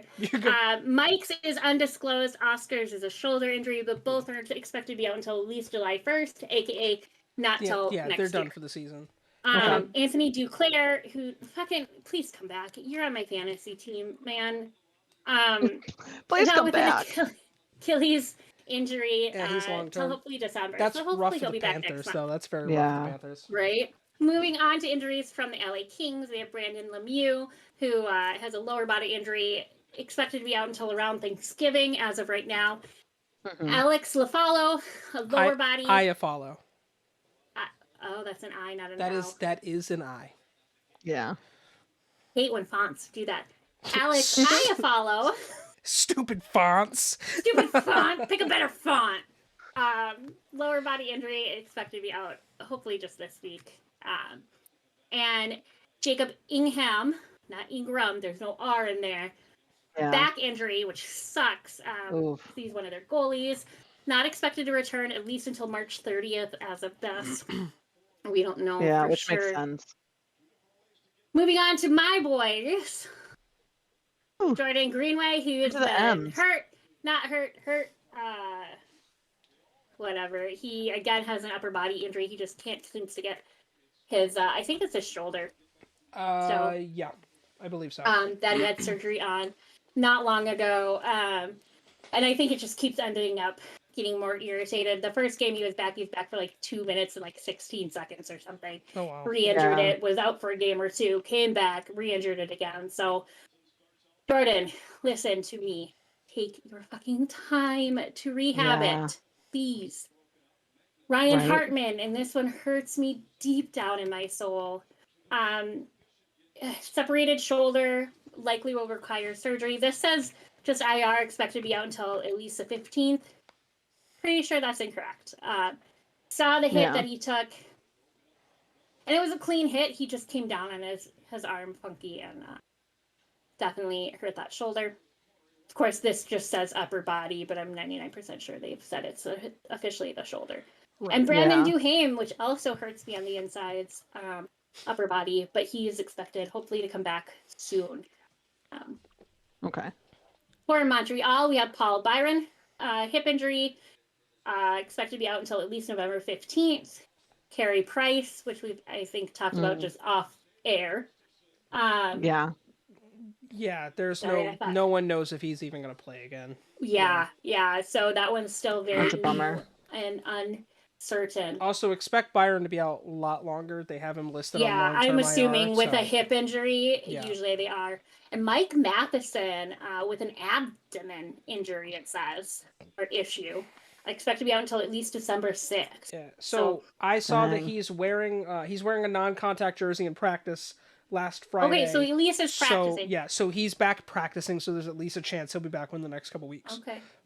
Okay, good. Hopefully. I wonder if that is like a broken rib or something, maybe. Yeah. Going to Nashville, we have Yakov Trenin. Trenin? Yakov. Trenin. Yeah. Yakov Trenin. Sure, that one. Yakov Trenin, lower body, just listed here for day-to-day. So hopefully nothing serious there. And Mark Borowecki. Yeah. Upper body injury. See, I'm getting better, guy. Expected to be out until at least the 15th of November. New Jersey, we have Vitek Vanacek. Former Washington Caps goalie. So fucking I was close. like, yeah, you should probably say that one right. Well, we had a player named named injured. Yeah, undisclosed. It just says day-to-day. Mackenzie Blackwood, knee injury, expected to be out until at least December. God, they have 3 of their goalies. 3 goalies are injured. That fucking sucks, man. Yeah, because Bernier is long-term IR. Yeah, Jonathan Bernier, hip injury. We've talked about him before. And Andre Palat. We've learned that earlier.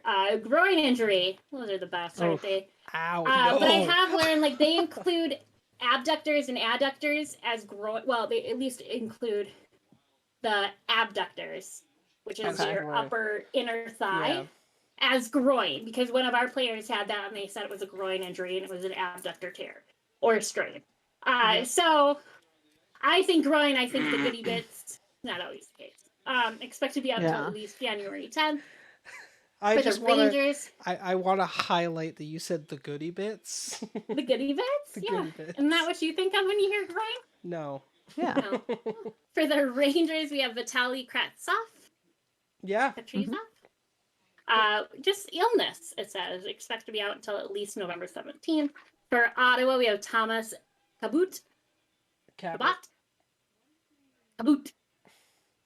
Give you a boot up your ass, Cabot. Thomas Chabot, concussion protocol. I think we've talked. No, maybe not. Expect to be out until at least this week, but probably a little longer. Artem Zub, upper body, at least until this week. Josh Norris, shoulder, expected to be out until at least February 11th. Going on to the Flyers. God, you guys gotta stop getting hurt. These lists get longer and longer every week. We have Wade Allison, lower body, expect to be out this week. These ones, if I don't say when they're coming back, they're expected back this month. I'm just gonna do it that way.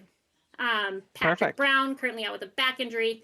Sean Courtier, a back injury, but is not expected to return until at least February 6th. Couturier might not play this year. It'll depend on how his back surgery goes. Yeah. James Van Riemsdyk. Riemsdyk. That man is an American legend. His brother's my fave. I like his brother. Man in the middle of his name. Trevor. He at least is not American heritage.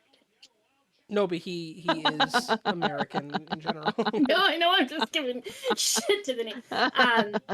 He's got a finger injury, probably another broken finger. Expect to be out until at least December 11th. Yeah, he had surgery on a broken finger. He had to have surgery on it. Yeah. Yeah. Well, we're on a power play. Owie. My fingers are my livelihood, okay? I'm a massage therapist. That would not be good for you. That's true. Cam Atkinson, upper body, should be back this week.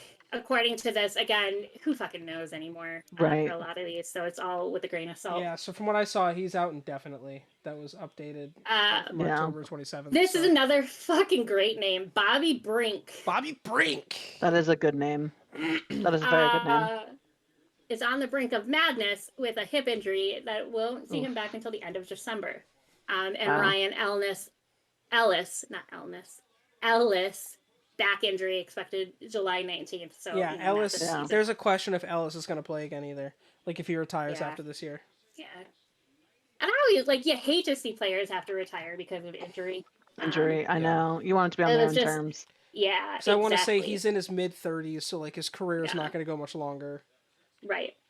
And then going on to the Penguins, which fuck the Penguins. We have Pierre-Olivier Joseph and Philippe Hallander, both day-to-day. Pierre Oliver has, or Olivier, I don't know which one it is. It's his lower body. Philippe. I think it's Philip. Is just an illness. And Teddy Bluger out. Great name. It really is a great name. It's such a great name. That is a sports name to be a sports name, right? Yeah. I don't care what sport he ended up playing, but he needed to be. He needed to play something. Maybe baseball, if not. Yeah, or even football, any of them. Just Teddy play Bluger something. Teddy Bluger Bluger just say over and over. He is out currently on the IR with an upper body injury. San Jose only has one person, Marcus Nutavara. Yeah. 100%. Say that's correct. Lower body injury until at least December. Well, so the site I'm seeing, I see Nikolai Zaitsov. He skated on Tuesday with an Achilles issue. Like he's on IR for an Achilles. Yeah, I think we've talked about him before. This is the first time. First time last week that he skated since August when he had surgery. Yeah. So that is progress. I don't see him coming back this year. If not very late, he might come back, but it'd be a little bit later. If he's already starting to skate, then he's February, within March. a couple of months of return. Yeah. Hopefully, barring any flare-ups or any further issues, further injury. Yeah. Knightsoff's a great player, so it'd be good to see him back for San Jose. For Seattle, we have Jonas. I don't fucking know. Jonas Donskoy. Jonas Donskoy. It's all right. Marshawn Lynch had a hard time saying it too, so it's okay. Good. Good. If Marshawn and I always picked him for my fantasy teams, so we're on the same wavelength. Marshawn and I go way back. Yeah, right? Yeah, we be me and Beast Mode are like this. Yeah. Besties. And Philip Grubauer and Jamie Alexiak. Alexiak, yeah, that one. Both of those two have lower body injuries. All three of them are expected, according to this website, again, it's a grain of salt, this week, hopefully, but we'll see. Chris Dreiger and has a knee injury, expected to be out until at least February. Wait, Grubauer and Dreiger are both hurt? Yep. That's rough. You lost both your fucking I love goalies. Gruby's a great goalie. Yeah. Former Caps. He didn't get hurt when we played I hope the Wild didn't take him out. Right? Like, I hope we did. Did we do that? I know we took some people out this week. Not purposely, but we might see that in here in a second. Yeah, we'll talk about the suspensions here in a second. Oh, no, I mean the people that Ovi injured. Yeah, no. With his 100-mile-an-hour shot. People got broke around Ovi. Yeah. And then Ryan Winterton, one of their centers, is expected to be out until at least end of December with a shoulder injury. Going on to St. Louis, we have Robert Bortuzzo.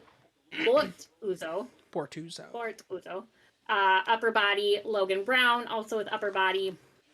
Scott Perunovich, shoulder injury.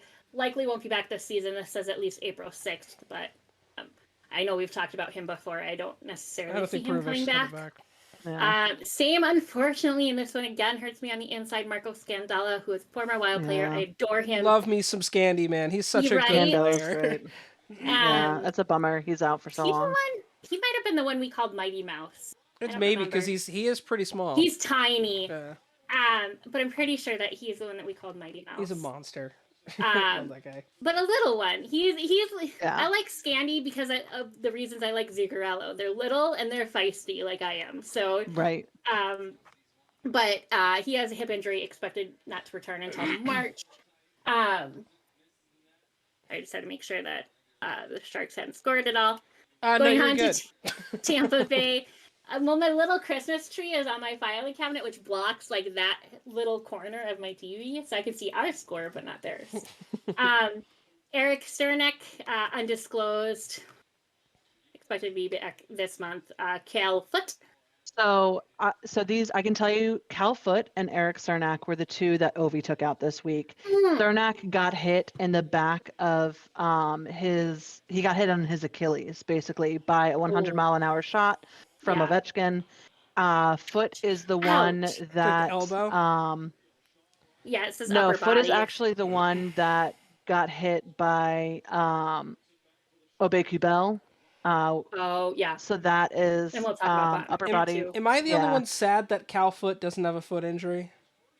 No. All right. Actually. That's kind of sad on reading. And then there's a third one too that Ovi took out, and I can't remember the name. Which one? I'm pretty sure it was Cernak that was with the ankle, and then there's another one that's with the elbow. But Foote is the one, if I remember the game correctly, which who knows? You may have blacked it out. I blacked out during that. I can't remember. Right. Yeah. And then we have Anthony Cirelli. Psoriasis. I think that I made that joke psoriasis. I think you did. Which is not even how you spell psoriasis, but that's psoriasis. Shoulder injury expected to be out till late this month. Yeah, I'm seeing long-term IR. And Zach Bogosian, buy one get one injuries for Tampa Bay, because he also has a shoulder injury expected to be out probably long-term. He's been out since like September. So, going on to Toronto, we have TJ Brody. Undisclosed, he's just listed as day-to-day. Jake Muzzin, that's a fun name. Neck injury, expected to be out. All but one of these guys are expected to come back this month. Yeah, so. I don't know if we're gonna see Muzzin this year. Yeah. We might see him the start of 2023. Well, and it was updated yesterday, so again, like some of these are so new that they don't even really know the extent of the injury yet. There's a chance he comes back before the new year or after the new year, but I don't see him playing the rest of this year. Right. Kyle Clifford, also shoulder injury. Matt Murray, I think we've talked about before. Or maybe I made it up. Yeah. No, we did. Injury. Yeah, he's been out for a few. Okay. It is. But they're saying this was updated on Tuesday. Friday. Yeah, they're saying this week. So, and I know that we had talked about him being out long term. Ilya Samsonov, also former Capital goalie. Butchering the former Capital goalie's last names, and I just hate the Caps. The disgust on Dee's face. I don't, and that's how I didn't realize I missed an S in there. Ilya Samsonov, also a former Caps goalie with a knee injury, but he was on the ice this past week.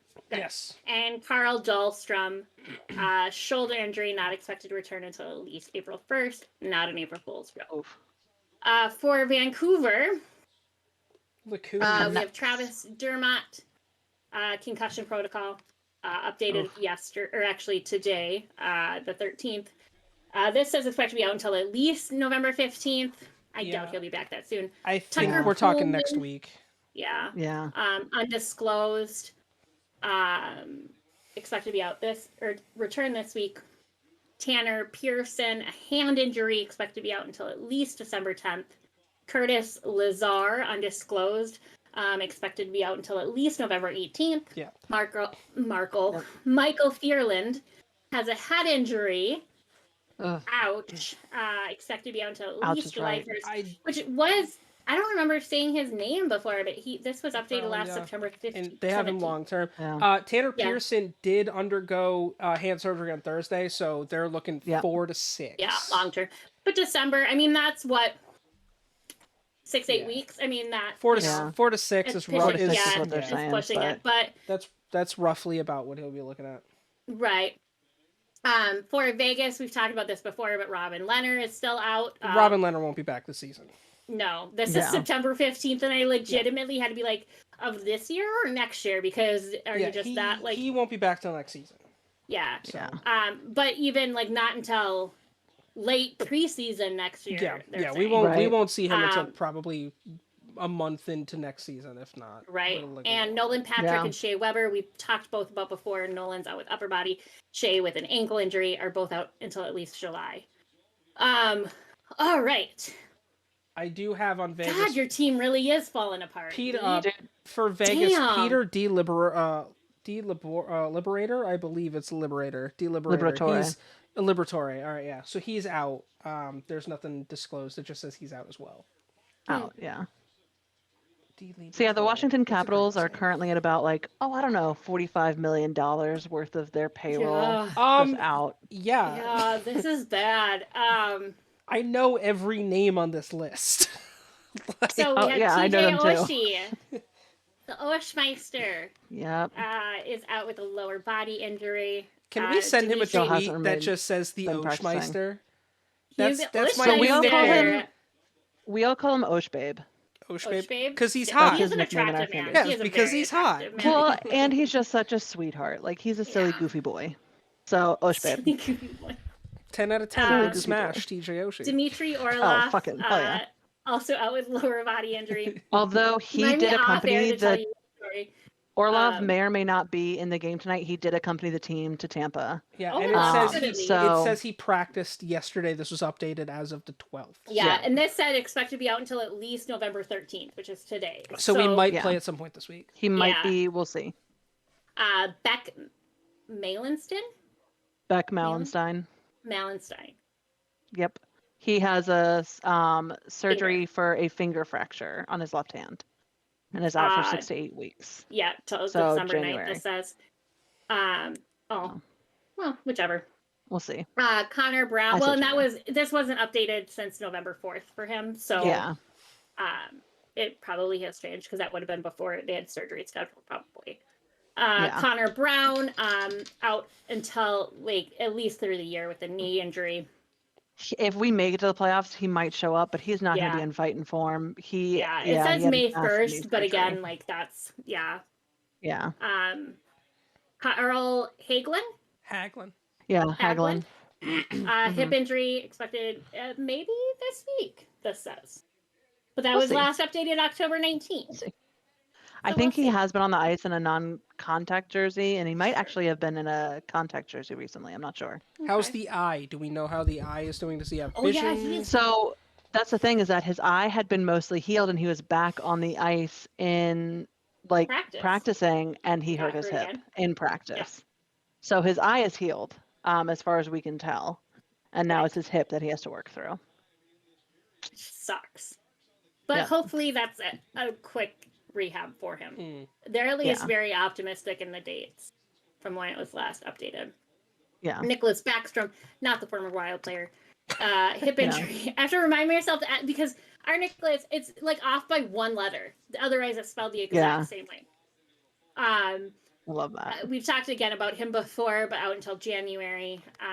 And there's a chance he might come back in December, honestly. Okay. Yeah, he's progressing really well. Same with Wilson. Is out knee injury. Yeah, that says December 7th. Yeah.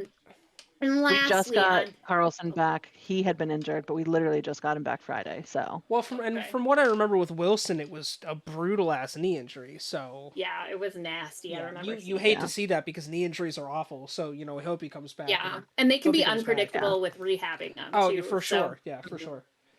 That's what I think Oshu's working through as well, because he had also had knee issues. So let him fight. Winnipeg. Nikolai. There's no I. Well, there is one, but not at the end. You're so upset. It's Nikolai Ehlers. There's a J, not an I. That's not how you spell Nikolai. Ehlers, change your name. Ehlers. Come on, Ehlers. Lower body injury. He's hopefully this week. We'll see. Morgan Barron. I'm sorry. I'm so mean to these guys.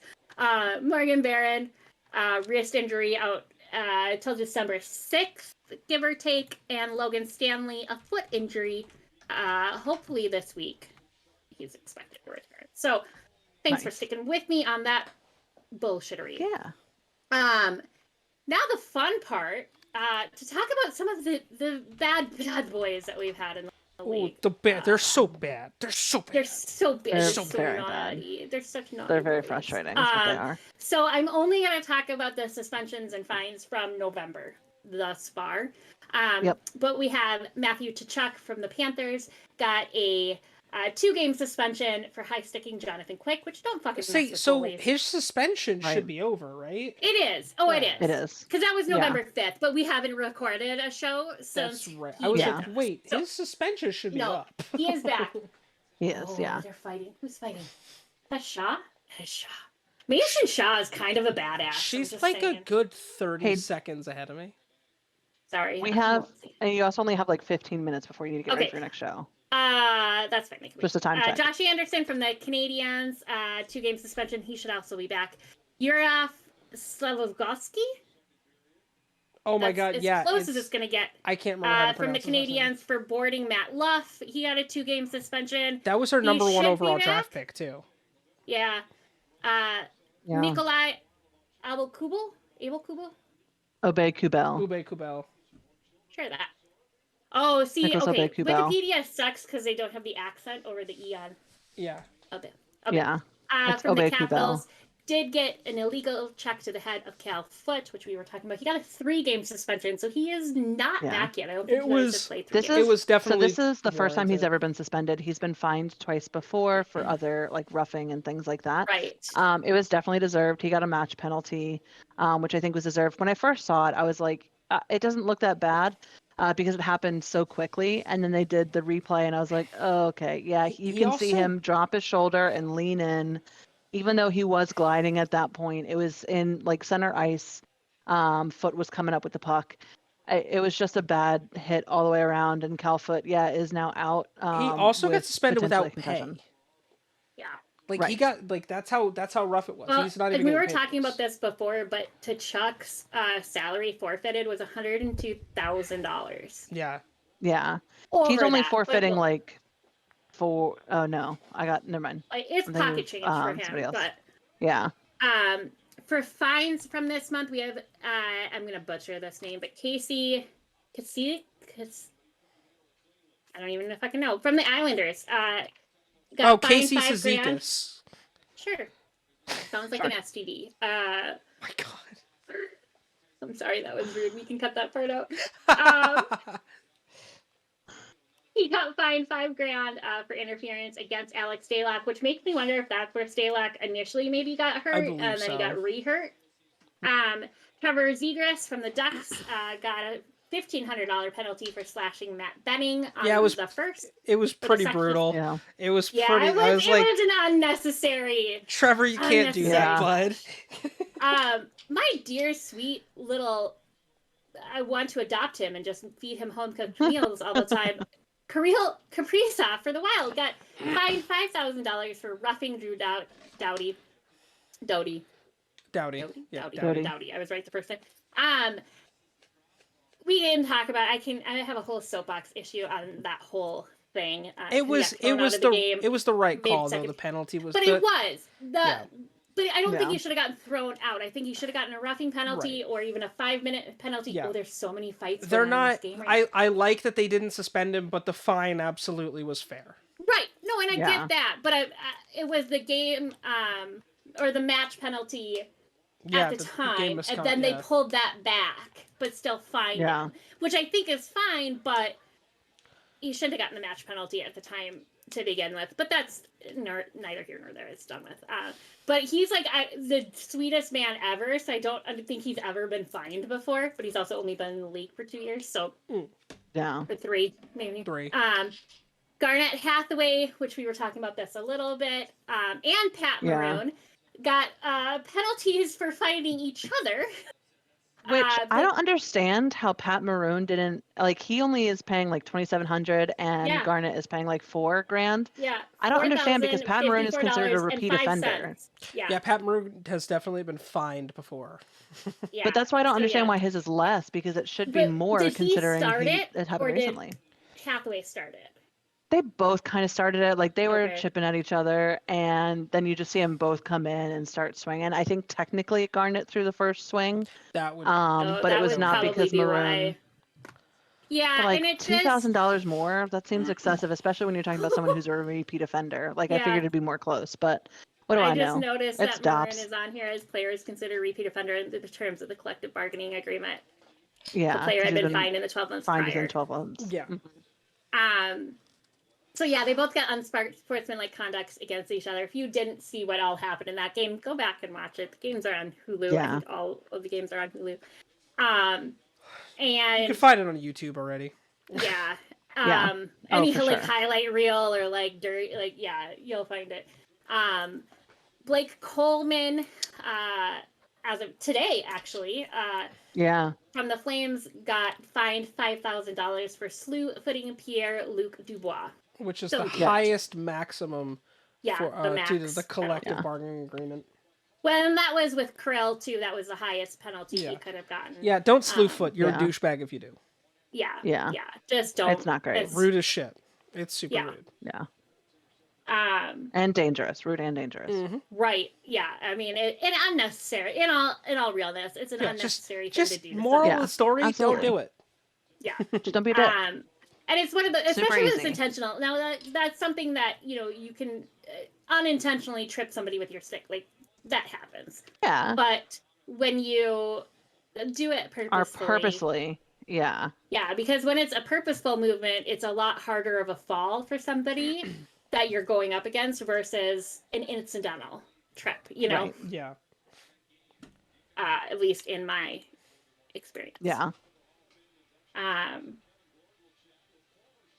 Well, yeah, I just had a video pulled up for the Ade Kubal. Yeah. hit. Yeah, it wasn't great. No. It was not. Nasty. It was not great. Very nasty.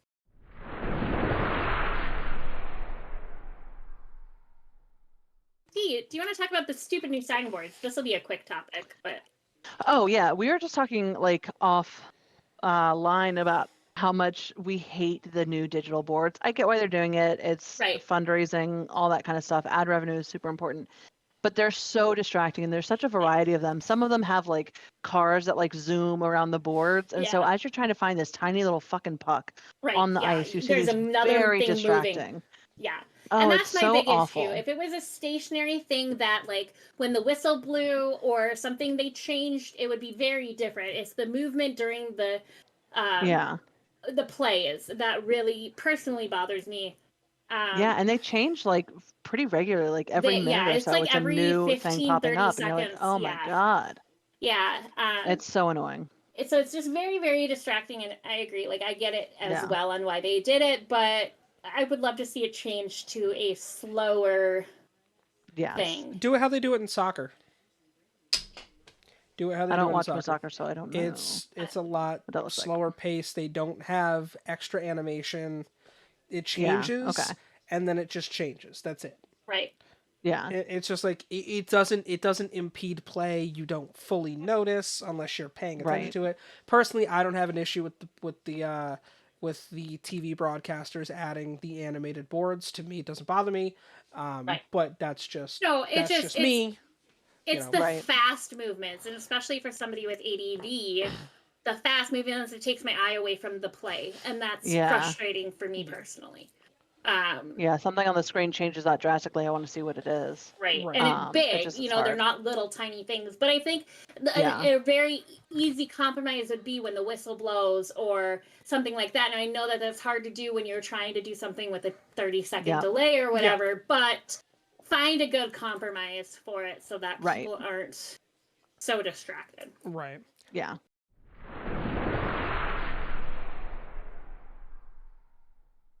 So, to wrap things up as we do, it is time for our obscure player of the week. So, you guys ever heard of Randy Osborne?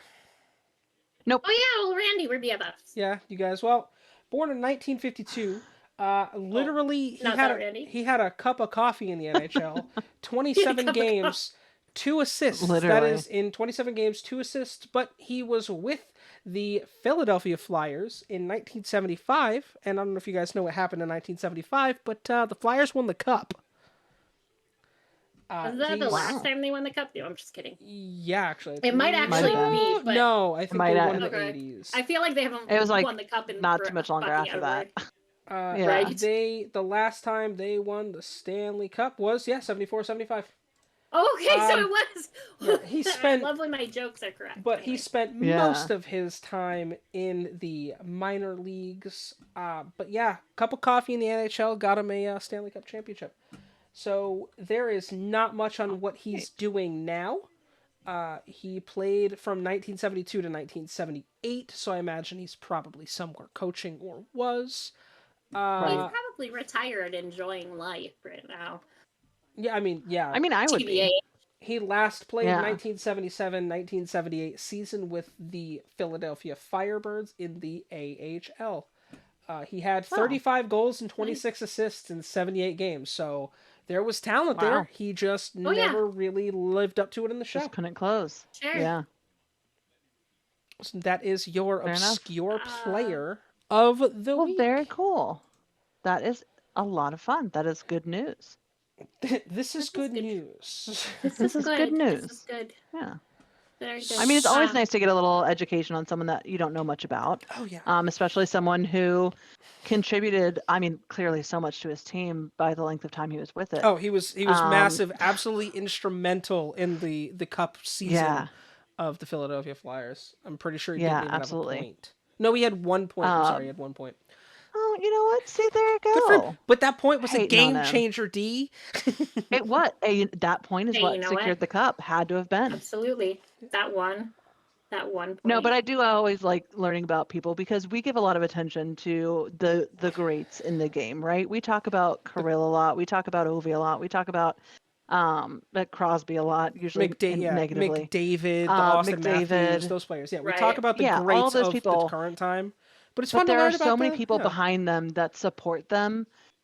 Because while he may have only scored 1 point, that doesn't mean that he didn't help out in other ways. Yeah. Right. So every player on the team is important, and so it's nice to sometimes acknowledge the people whose names aren't in like the common vernacular or whatever you want to call it. Yeah. Right. Oh, for sure.